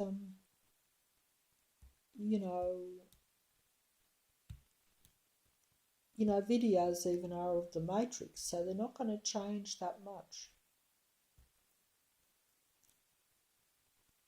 Not unless, because people have to change and realise themselves, that's right. The possession has to be acknowledged by the individual. No amount of talking, it just sounds stupid for someone like me to talk about possession to some people. It's like talking about ghosts, and even talking about the matrix, and talking about, technology, and talking about, technical beings. Until people see it as a reality. This was the whole point of that Innocence movie. The governor's shown the little girl, look over there is Miss Jessel, your previous governess that you worshipped and idolised. Look, she's not dead, she's there. She is interacting with you. Face the reality, let her go. Be a little girl, enjoy yourself. You don't need to be possessed. She's no longer part of your reality. She's gone. She's now just taking you over. She's just using you now. You're entitled to your whole natural, normal life as Flora, the little girl. You're Flora. You're not Miss Jessel. If you interact with her now that she's passed, she's now a negative spirit. She'll take you over and only use you for negative things, which a little girl like you, an innocent little Flora, doesn't want to do. There's no fun in that, really. You're being seduced into thinking it's fun to do things that are not fun for a little girl. if you want to look at it that way. You're entitled to have your own choice. If she's with you, she's going to make you do what she wants. You accept it because you need her, because she was, a comfort to you, because she gave you attention and gave you a bit of affection. You needed that then, but you have to let her go now because she is not real anymore. She's not meant to be in your body. Your body is your body while you're here. She had her chance and she threw her body away because she wanted to go with the dark, negative Peter Gynt that she loved, and she shouldn't have loved because he was just a dominant, destructive man. But she couldn't help. She was seduced. Who knows why? But but that doesn't really matter. The point is, but either way, the little girl, when she was confronted with this, she couldn't deal with it, and she became unbalanced and almost went a bit insane. And this can happen because not everyone is, because it's too difficult, and it's a bit like myself even facing the reality now. It can almost make you, like I said, there's no real such thing as insanity in a way, not in the true sense that we have in this world, but you can become so unbalanced, so upset by the loss, because as the housekeeper said, some of them can't deal with the loss. They've got used to it. They can't go back to being themselves. They lose themselves. They lose their own self, and the other force takes over. They become comfortable with the other force for a while. It's like merging with something else and saying, now there's two of us in the one body, but I'm comfortable with it. But at some point, one has to give. Something has to give, and one will take completely over. What person wants to be totally taken over by another person or by another spirit?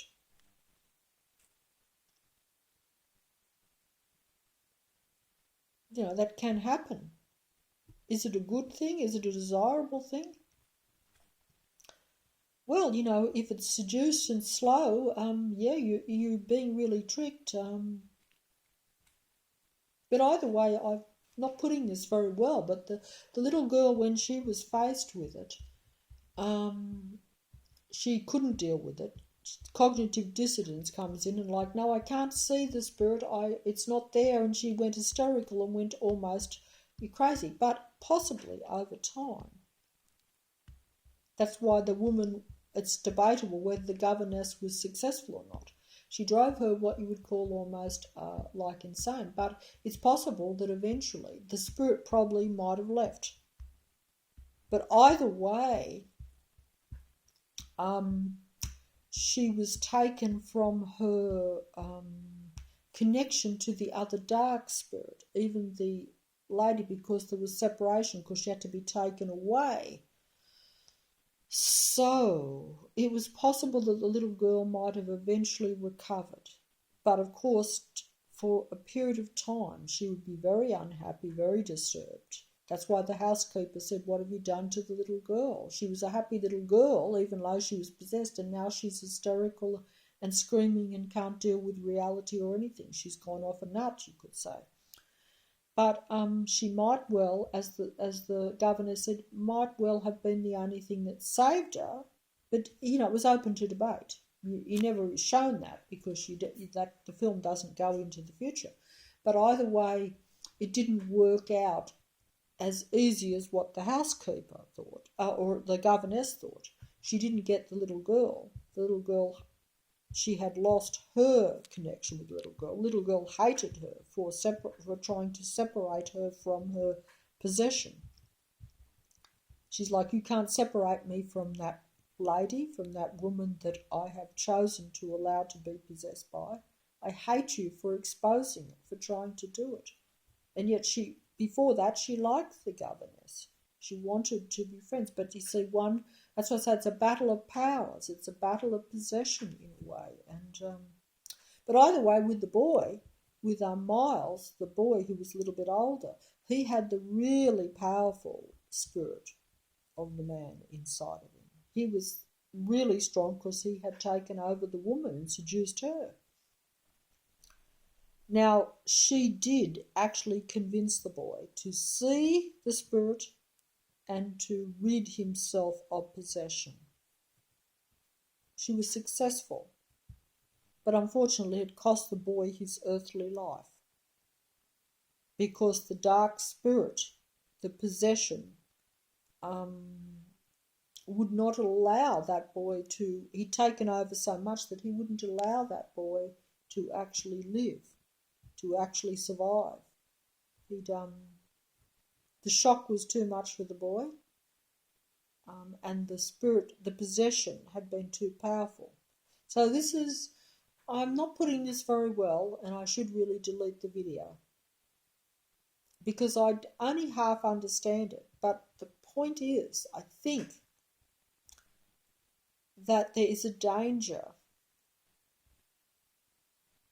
You know, it's a dilemma, like the movie says, because if you leave a person with possessed, they will probably destroy that around them and ultimately destroy themselves and contribute to a negative world, if you want to look at it that way.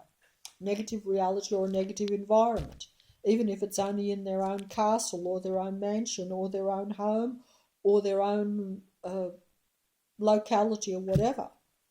And it could have a domino effect that might be far-reaching if they are a powerful frequency human being too. That's another point too. So there's all these things to consider, but it will vary. But most human beings are connected to other human beings, so they have the potential to connect and send good or bad. And I'm sorry that my connection is bad right now. But I am disconnected even from my own body because it's failing me and been bombarded a little bit by the matrix. That means by negative things. Even the reality now, you could be depressed by, by the limitations and by the fear of illness and by the fear of, all these mysterious things lurking around that can grab and get you, whether they be viruses or illnesses or,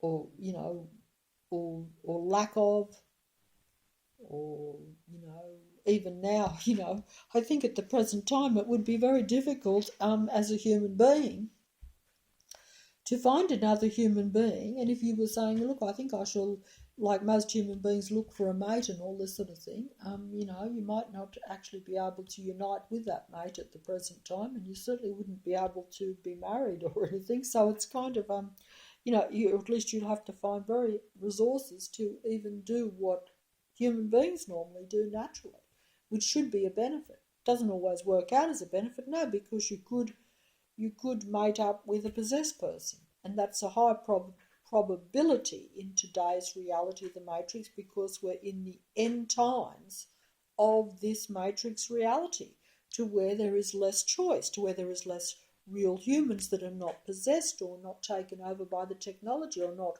working for the negative matrix, in the sense that if you will do negative things under the guise of, it's for the benefit, or you get paid to do a negative job, and you're like, well, I don't, and you might not even know it's a negative job.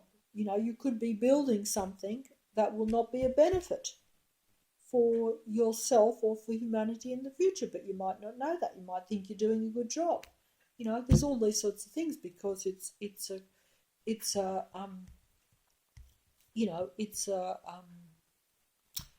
matrix that has a different view of looking at the world, and certainly a different view of looking at human beings, because humans are only in the matrix. From the matrix perspective, humans are only in the matrix to serve the matrix and to be a positive force for the matrix, which is really a negative force for the human being, because the matrix is not about making a high frequency positive human world. No, it's about making a technologically controlled environment for the inhabitants. It's a different kind of choice, or different kind of ideology, or a different type of idealized reality. Of course, I'm assuming that most human beings would prefer to be free, and more free, or free to make their own choices and to not be controlled by technology. But that, of course, is only what I would assume, and is actually not the reality. But but because really, I've said this before. If you can get, which you can only get to if the matrix isn't strong, and if we weren't in end times, I would imagine. But hey, that's only because I'm limited in low frequency. But if you like I've said this before, live and let live. I've always said that anyway, long before the matrix. So the attitude, I would say that if, like we have like we've mentioned, the watch society, the community protection of watching and observing and controlling and patrolling other humans, and patrolling the streets and patrolling the roads, whether it be with all the different organisations, the different authorities, or even real humans, or anyone that becomes part of a group that does that, rightly or wrongly. I always say that if if humans in themselves, if we all were doing what we know to be kind of like the correct things for a human, and knew what those kind of regulations were, instead of the regulations of the matrix, more or less. There's some regulations of the matrix that may be okay even, so I'm not going to go into all the details, but I'm saying that, it's a bit like this business I talked about, the anarchy thing with the anarchy bookshop down here. See, anarchy would only work. That means where everyone just does what they want. But hey, if I only want to do positive stuff, and if everyone is a real human being and just only wants to do positive stuff, of course anarchy works. But it doesn't work in a matrix, because a matrix is a control thing. And a matrix is not all about knowing what is correct or beneficial for a real human being.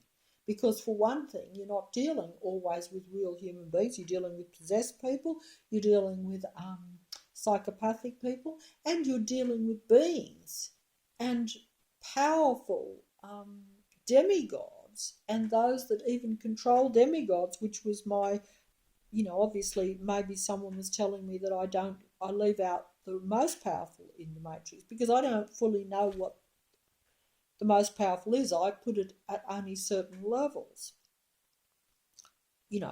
because like I say, there's in the matrix and there's outside the matrix. I always tend to fantastically put it that the matrix God is just outside the matrix. That it's collective, shall we say? Is that the right word? It's congregation of beings would mainly be outside the matrix, just outside the matrix, maybe, because they haven't made themselves presence known inside. But then again, they may make themselves presence known to the demigods, or the controllers, or the dominant force that is even behind the demigod. Depends on what these groups are, what these people are, what these beings are, whether they, how far they are, whether they are,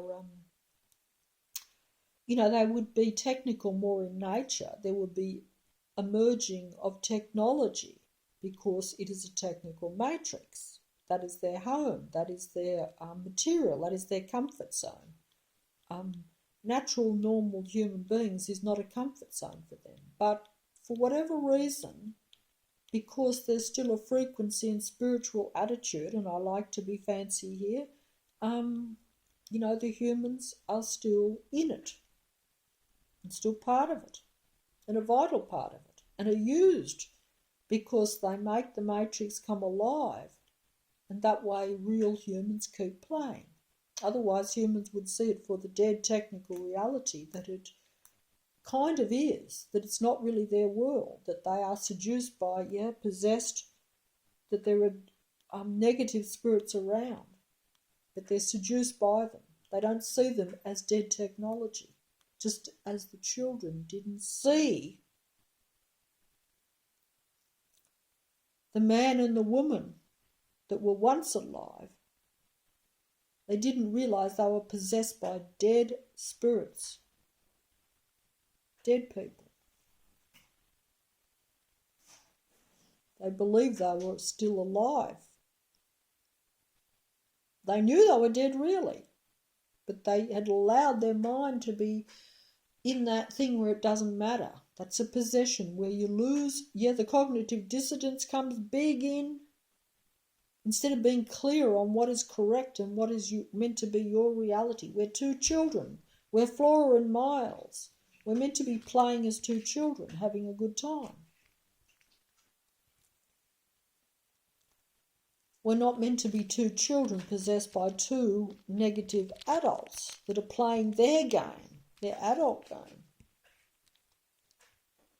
Children don't want to play adult games.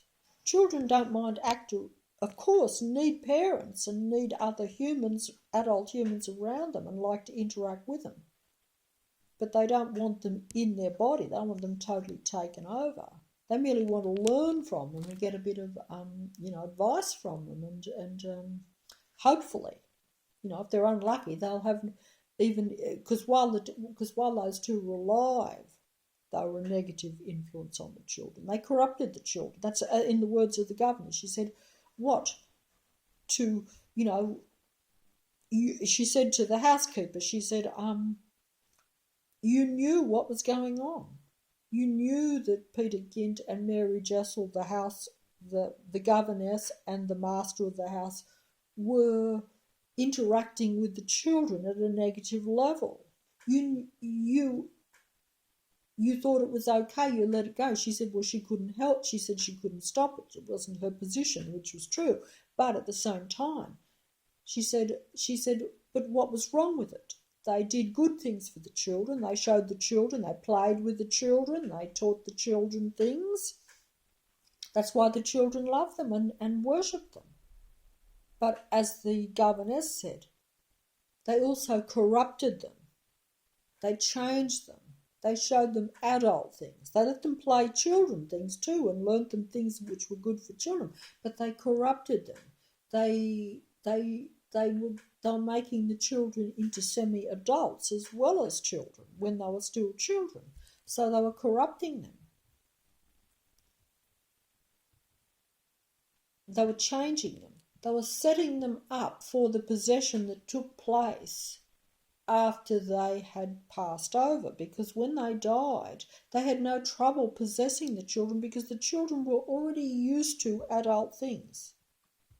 Whereas if they hadn't have corrupted them while they were alive or changed their mind while they were alive and showed them an adult world instead of allowing the children to create their own world, a child's world, because children have a different world to a grown-up world, or at least they should until they grow up, I would think.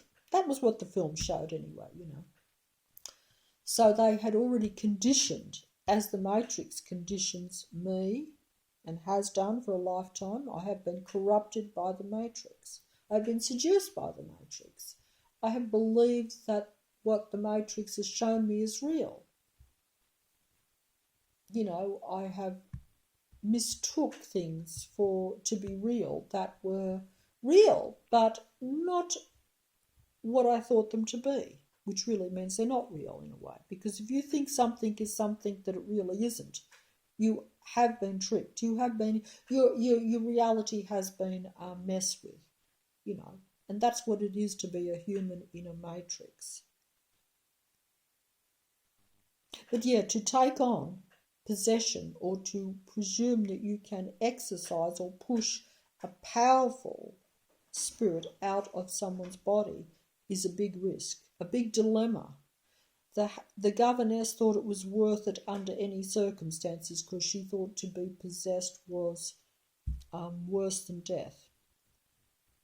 And it caused the death of the main boy, little Miles, in the movie. She took the chance. She felt the boy wanted to rid himself of the master, Peter Gynt. And he did kind of, but he also didn't. But also he didn't realise that he had allowed a very powerful person to possess him, a very powerful spirit, one that wasn't going to let him ever be free or get away with it. Once you allow too much possession, you yourself can become very taken over to where you almost can't survive. You are too weak without that possession. If you allow if you're a child and you're fearful and you're a frightened little child and you allow a very dominant spirit to take over, even if someone is able to push that dominant spirit out of you, you're just left with a frightened little child that is just open to anything. You probably can't survive. You might not be able to actually hold it together and survive. She thought that, I'll just be left with two lovely little children if I force the dark spirits out. She thought then she could be the mother and she could help them and she could care for them, as the other two should have, but they didn't. They were not good governesses, shall we say. They, but hey, there could be more to the movie still. Maybe I'll have to see it another few times. If I see it enough, I'll end up seeing it 50 times. That'd be a bit much. Which shows you how suppressed and how limited I am in the Matrix. You shouldn't have to watch a movie that many times to get basic points. Especially when the story is relatively clear in a movie like that. It's not as complicated as the new movies, which can leave someone like myself totally baffled because I don't understand a lot of things that even a lot of other people do. I'll say that honestly. At any rate, I better fold up. I hope I put that across just even 5% to where you can comprehend it, because I realise I muddled it up. There is a way of putting that movie across a lot more simply.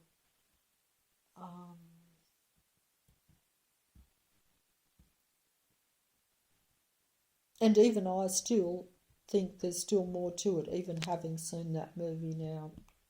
Like I say, I'm a bit embarrassed to say how many times I've actually watched it. Because, you can even get a lot of the dialogue, but you see, I still don't understand the full matrix and the full possession and the full spirit thing. But I'm trying to keep it simple. And I think that maybe this matrix is more simple if you can really boil it, like some have said, break it down.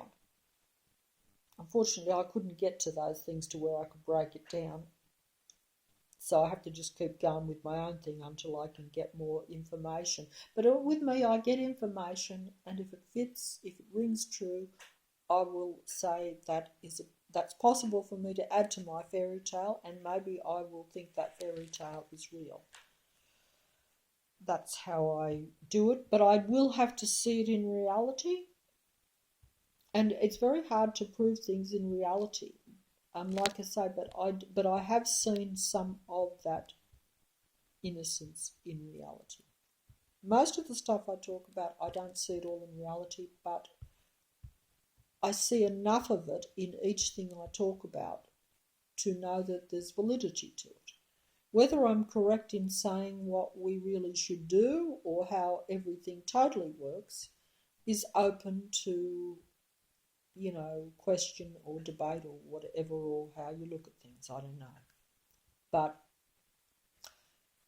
I do think the possession element is really you see, I've talked about mind parasites and that kind of mind possession thing for a bit. And yet I still don't have it fully clear as to the actual beings and the actual denomination, the actual species, if you like. I don't still have it fully, because I don't have that history. I'm deprived of that information, as all humans are in the Matrix. That's That's how we're playing the game. That's why we're caught up now in this end time scenario game, battle, or war, if you like, and why we're so in the dark and don't know what we're involved in. A lot of people are in the thick of it, and they're actually playing for the wrong side. They're not playing for their own species even. That's kind of strange, isn't it? Shouldn't a cat only defend its kittens against predators? Should a cat turn against its own kittens? Should all I'm trying to say is that that's what is happening, and that's the tragedy of the Matrix in the end, I think myself. But that's because we don't know that there are different species, different kinds. We can't, because a lot of them look similar, because we are, like I say, if you see like in that movie The Innocents, Mrs. Jessel and Peter Gint, the dark spirits that had passed over, they still looked alive. They still looked the same as when they were around. Actually, they were naughty when they were around, so the children were just tricked and deceived, whereas an adult should probably know. But even as an adult, we're tricked. We get deceived and tricked and bamboozled and mesmerised and hypnotised by the wrong people, by the, it's easy to say when you're hypnotised by a demigod, you actually almost know you're being hypnotised. You know when you listen to, someone with a great singing voice, that you're being seduced by the melody, you're being seduced by the vibration and the frequency and the harmony. But you don't know that there's technology behind it. So you don't know that you're being seduced by negative technology. It doesn't feel like you're being seduced by negative technology or by a negative frequency or vibration or by a negative melody or by a negative demigod. It feels like as though you're being seduced by something that's compatible with yourself, something that's a benefit, something that, that understands you. You understand it. They speak the same language. This is like the children. They were seduced by the two dark spirits. They thought they had found parents. They thought they had two people that loved and cared for them and that only wanted them to be happy as children. They didn't know they were being slowly seduced into a dark adult world that was corrupting them and taking them over, as the governor says in the movie.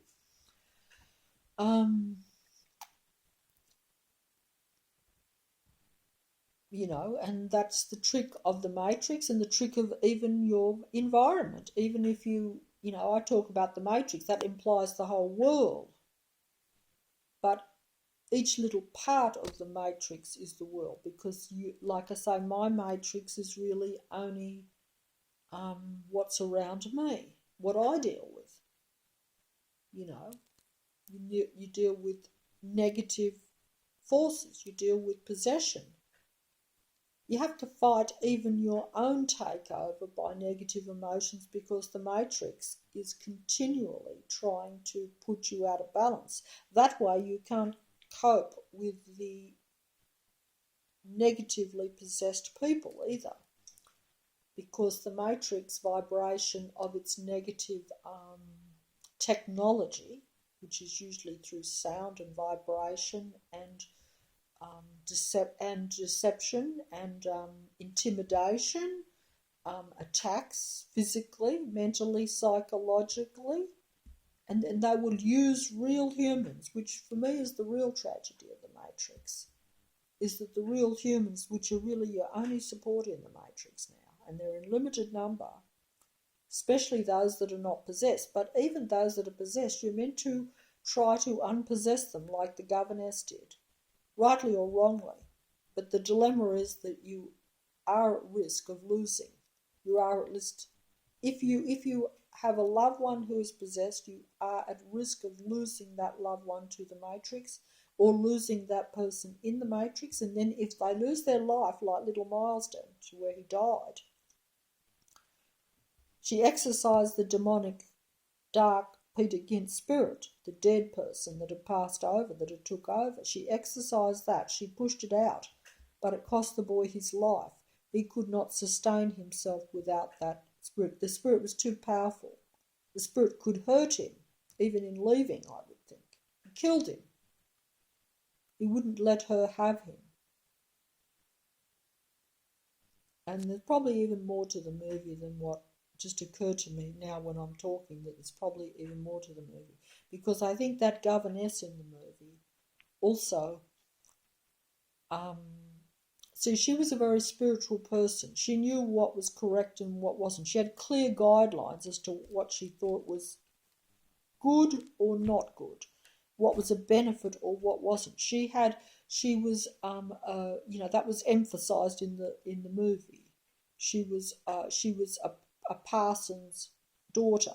She was from a church type thing, so she had strong guidelines and beliefs. So it wasn't emphasized greatly in the movie, but it also was because it did show this in a few points.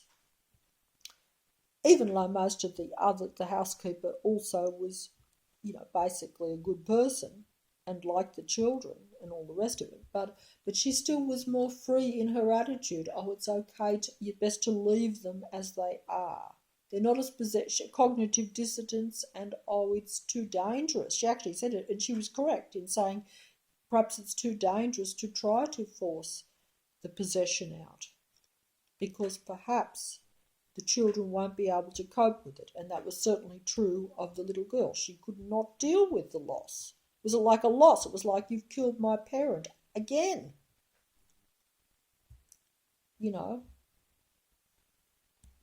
Because the possession, if you allow for possession, and that person or that spirit takes you over to where it's 24/7, or at least even if it's, say, 3/4, that becomes too much part of your life. If it was just a little bit, you could probably deal with the loss. You could probably, and at some point, you probably say, I'm better off without it, because yes, I don't want to be taken over. I didn't need that person. A bit like when you wake up, when you've associated with someone or been married to someone that is a negative. At some point you might say, look, hey, it's just not a benefit to me. I made the wrong choice. But if you allow it to go on for too long and you get too comfortable with it and it takes you over, I've seen it. I see it in what's around me even. I've seen it in people where they can even wake up if they've been in a wrong relationship. They can still be lured back into that by the matrix, by circumstances, by necessity, by fear, all sorts of things, to where at one point they were, dare I say that I myself, at various points, to wherever you feel that you can take your own life back, the matrix will come down to bring you back to the fear state, to where you can't take it over, especially in this end scenario where there is so little choice, so much more control. I'm only guessing that. It's possible it's been around for a lot longer, and maybe, I have that wrong. In other words, to where it's not quite as, where I'm saying that in the past it may not have been all-encompassing, to where total dominion, 100% in all areas on individuals, to where there was always observation, always control, but not to the extent, because we're now at the end game of it all. That's opinion. I could not say. My own fairy tale tends to lean to thinking that it's a lot more so now, but then again, there's the frequency is lower, so it's all a contributing factor.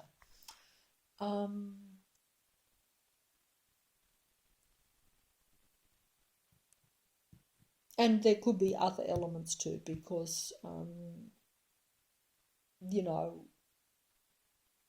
in my own way of looking at my own life, I have serious doubts as to whether I have made the right choices with things. Even to get rid of a possessed person, is it the right choice? Are you meant to fight for that possessed person? Are you meant to take the gamble? Are you meant to continue with letting yourself be brought down with a low vibration by association with possessed person? But I think that also is the Matrix knows that if you were like that governess to where you want to help, you know, someone be unpossessed and you are prepared to take that chance, you're prepared to go the full gambit yourself, the Matrix will make it very, because we're in this end time, the Matrix will fight for that possessed person. The Matrix will be, they are the demon that's inside that person. They are the negative technological mind parasite being that is parasitic on the real human and took them over and using them for their own reality, to keep their own reality and to play in the reality and to play their negative game in the reality and to eventually have checkmate on the remaining real humans. That's the purpose of the game.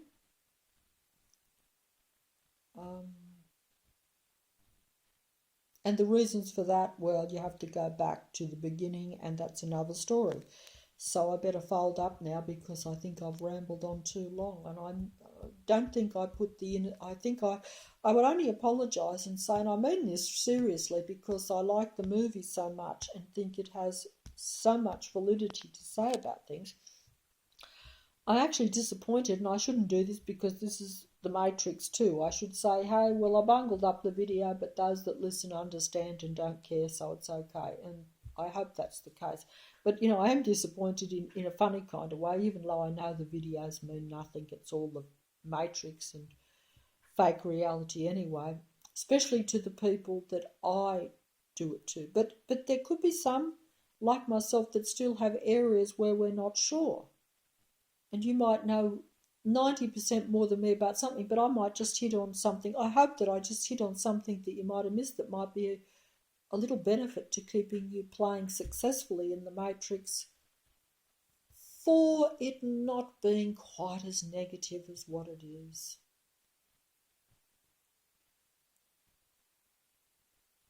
Because, but I don't know. But, like I say, there should be the best till last, but I certainly, maybe it's, we have the best of the worst at the last. I don't know. Because I don't know, I do feel that,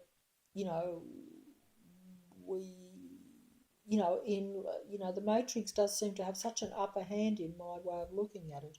And I certainly don't, but I'm not going to, I've mentioned The Innocents. See, that movie, you could look at it, that it was a total failure, the way she tried to successfully get rid of negative spirits and bring those two children back to being happy innocents, that's right, the innocents, normal children, to where they could live in a good environment. They had a great life, really, they were wealthy. They had, even the housekeeper said, it's a heaven, this house for children. It's a little heaven. But it wasn't a heaven because they were in a kind of hell because they had allowed possession. For their own reasons, unfortunately. They should have just been two children that had one another and should have happily played together. And I guess, but either way, that's gone off the point. But even in that movie, I better finish up here because I'm rambling far too long. Goodness gracious. If patience is a virtue, and if patience and virtue could save the Matrix, and a few people have that, and I'm sure that those that listen to me must have it if you can listen to more than a half hour of my video, the Matrix would be saved, I have to honestly say, because I realise I'm long-winded and completely over the top at this, but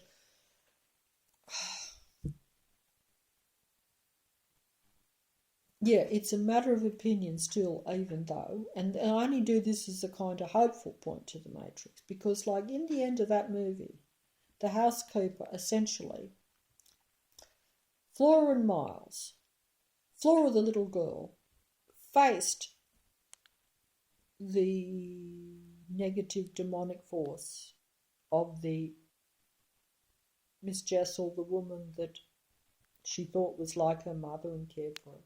She faced the fact that she was dead, but she couldn't deal with it, so she went almost like out of touch and hysterical, and was very unhappy and screaming, and the demonic lady, she was demonic in the sense that she had turned dark. Demons are dark energy, dark spirit. Okay, that's the word I use because in The Exorcist it looked like a demon, and that these are only terminology words. I don't really know, you know what I mean? So don't take it literally, but do take it literally if you think it's true. To me, it's just like some entity, or even a human that has become possessed, that has become so dark by technology. I say technology. Technical being, not a natural, normal human being. A natural, normal human being doesn't behave like that, doesn't think like that, or shouldn't. Not unless they become possessed and taken over by the dark technology, dark technical being or beings, possession. That's putting it in my matrix scenario as best I can, at a very basic level, because I don't know what I'm talking about, okay? See, if I take the movie, it confuses me in a way because I assume that Peter Gint and Mary Jessel were two human beings that were just very negative, very dominant and thing. But that is probably possession in itself. It's a type, because I don't think that, the Matrix has took them over, whichever way you look at it. Is the Matrix takeover? Is that just an environmental, influential conditioning thing from childhood? Of course. Or is it direct, total, demonic, technological takeover?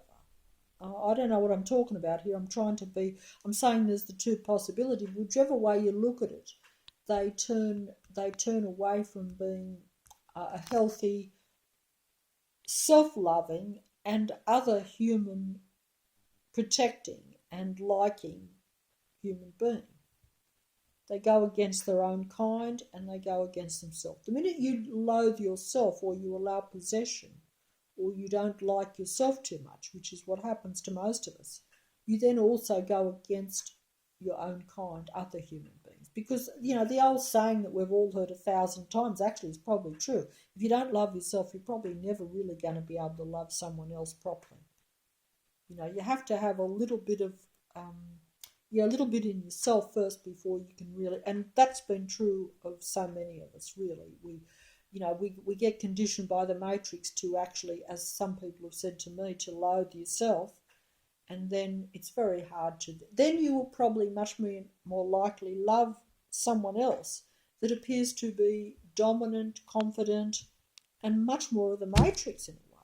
So you're probably going to be dealing with someone who's possessed, or is actually not going to be conducive to you then getting back to a normal human being that actually just likes yourself. Because a possessed human being wants to take you over. They don't want you to actually have yourself. They want to take you over. They want to take all your good points, or they don't want you to feel like a normal human being, or like a confident human being even, that's the word, or like someone who's content with themselves, like me on the beach when I was with Lulu, the little doll, to where I felt one with the beach and the world and felt content, felt very loving and content, which wasn't really my reality at the time, but I had used the doll to feel content. I had a friend. It was a piece of plastic, but I saw it as a friend. I'd let my imagination and fantasy try to give me some contentment. That's how I analyse it now. And it worked for about 5 minutes. And I still remember that moment.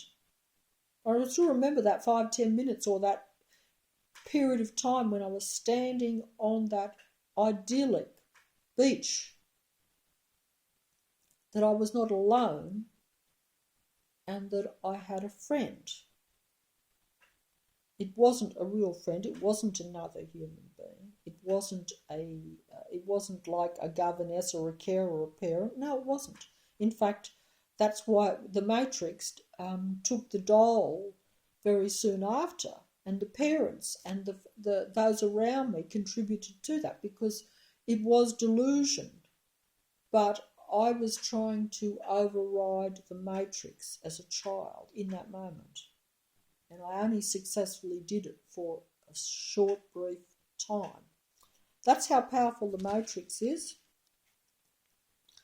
Even a child's imagination can override it, can't do it for very long. And if you're foolish enough to do it with anything else except yourself, you'll lose because, like I say, the doll could be taken. So then all my reality is shattered. Because really the liking of the doll should have been the liking of yourself. I should have been able to stand on the beach without the doll to feel the oneness and to feel content. I'm guessing that. Or maybe I should have watched the doll more and not allowed it out of my possession. See, you've got to watch this Matrix. Because you leave your possession or your loved one or anything of any importance or any possession. When I say possession, or anything that you like, because nothing's really a possession in a funny kind of way, I suppose. But anything that you like, you leave it out of your sight, unprotected for even a short time, and the Matrix will squash it, will take it, will destroy it. If it brings you too much,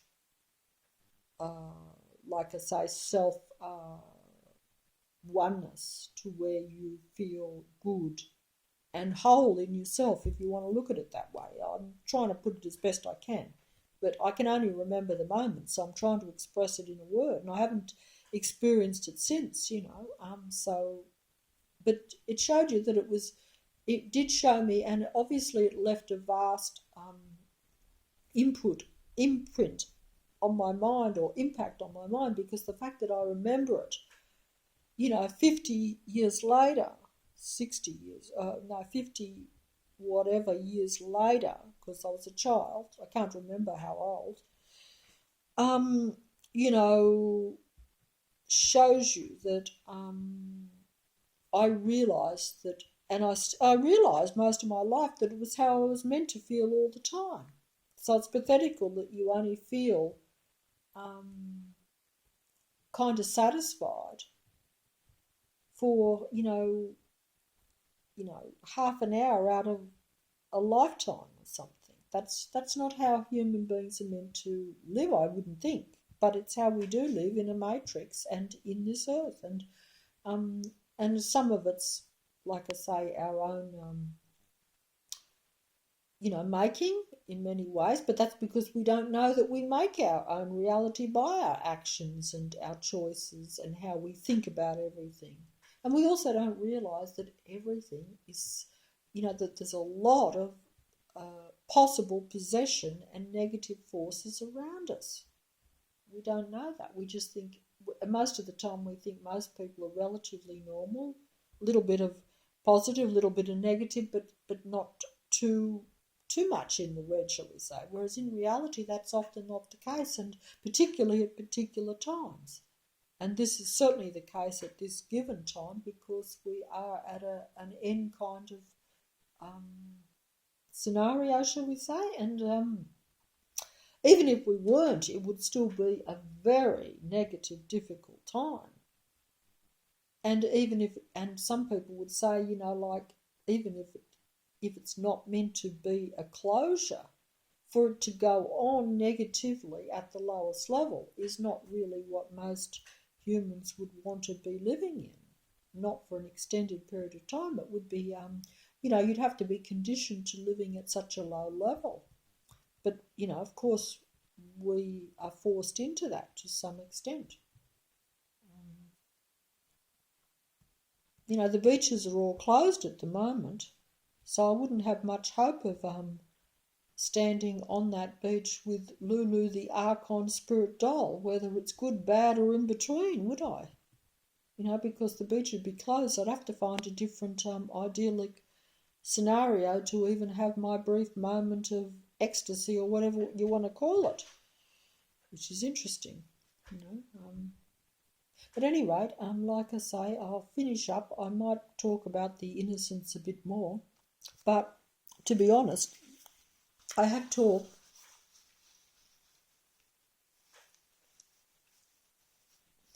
not talk, but rambled to the point of absurdity and frustration, no doubt, for myself even. I feel frustrated myself, so I can only imagine what it's like if you're still listening.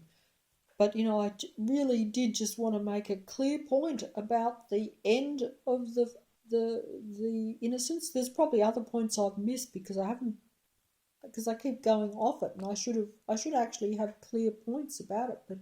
But the danger, I guess I'm saying the danger, the gamble, the danger and the great gamble of trying to unpossess someone, try to change someone's mind, try to show people the truth or the matrix or the world. You know, it's a gamble, a big gamble, a big risk for yourself and yet that's what you're supposed to be doing, I would think. And that's why I make the video. But, you know, I'm lucky because I'm not actually confronting the person, so there's no vibration taking place. And also, I feel that I have only a limited circle of people that already are aware of the matrix. So I'm actually not even in that dilemma or in that gamble. I'm just might be adding, hopefully, to something or offering just, you know, some sort of matchstick in the dark kind of scenario to someone that already is aware of this. It's a different thing if you're dealing and trying to show someone a matrix or a reality when they don't want to see it and they're in the dark. They're happy to be in the dark. They're frightened of seeing the possession, seeing the matrix. They'll fight you with their cognitive dissonance to hang on to their idea of reality, even though it is not to their benefit, even though it will bring them down eventually. Because if you ignore an enemy, eventually it's going to get you and defeat you. But essentially,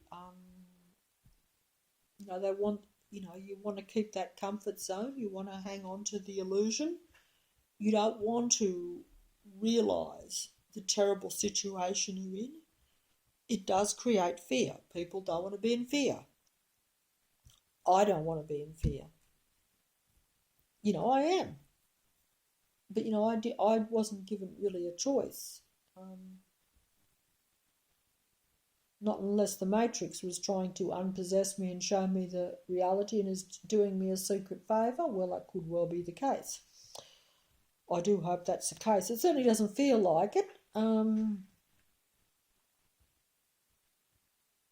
And I don't really think that, to be honest, because I think that I would have, you know, I did finally want to see a better reality, you know.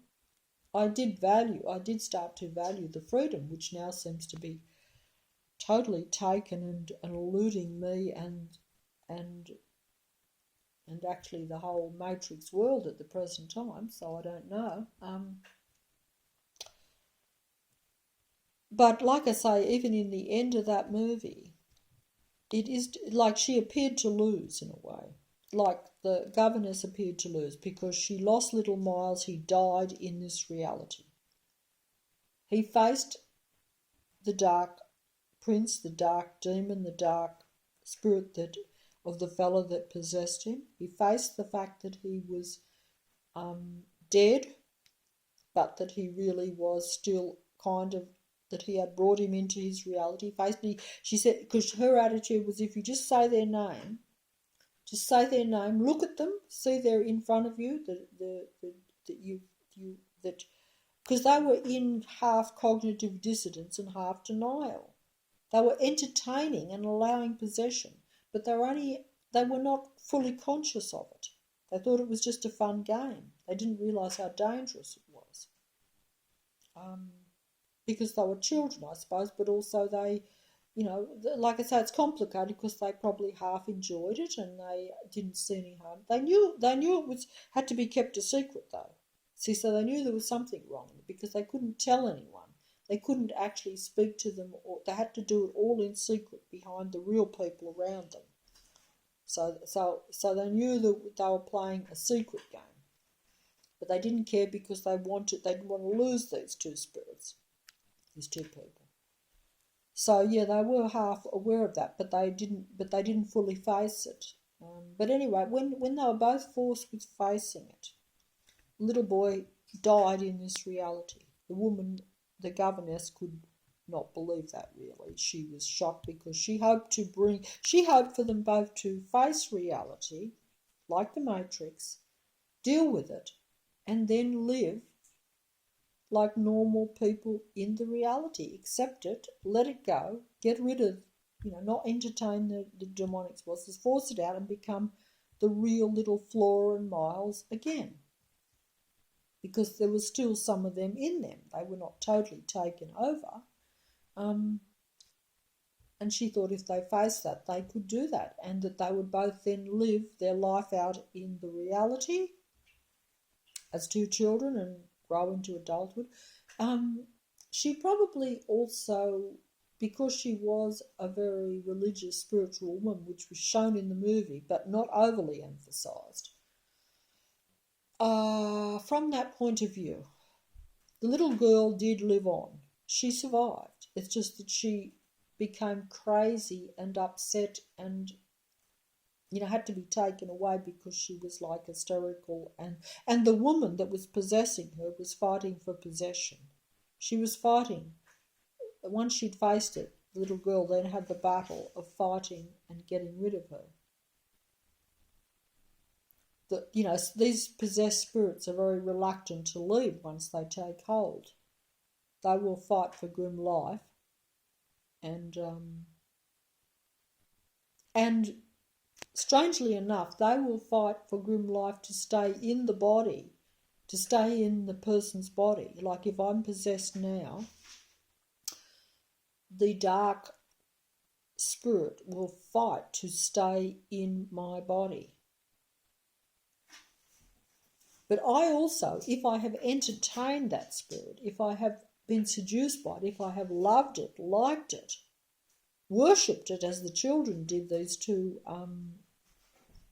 people, that, were alive and real when they were, before they became deceased spirits, they, the actual person, I will actually fight also to keep that spirit in me because I like it, I've worshipped it. Because I liked it, I've worshipped it. So I will fight too.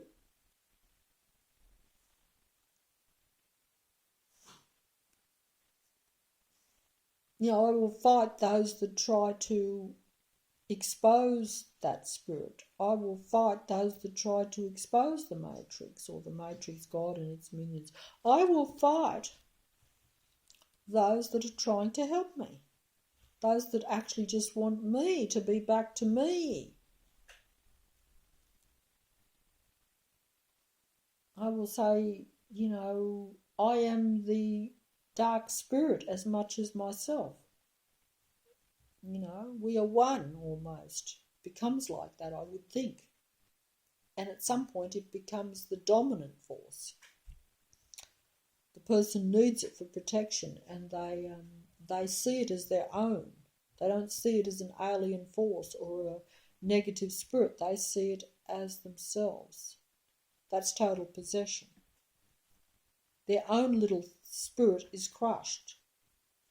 They're almost no longer human, if you want to look at it that way, or the human being that started out. That's probably how I would put it.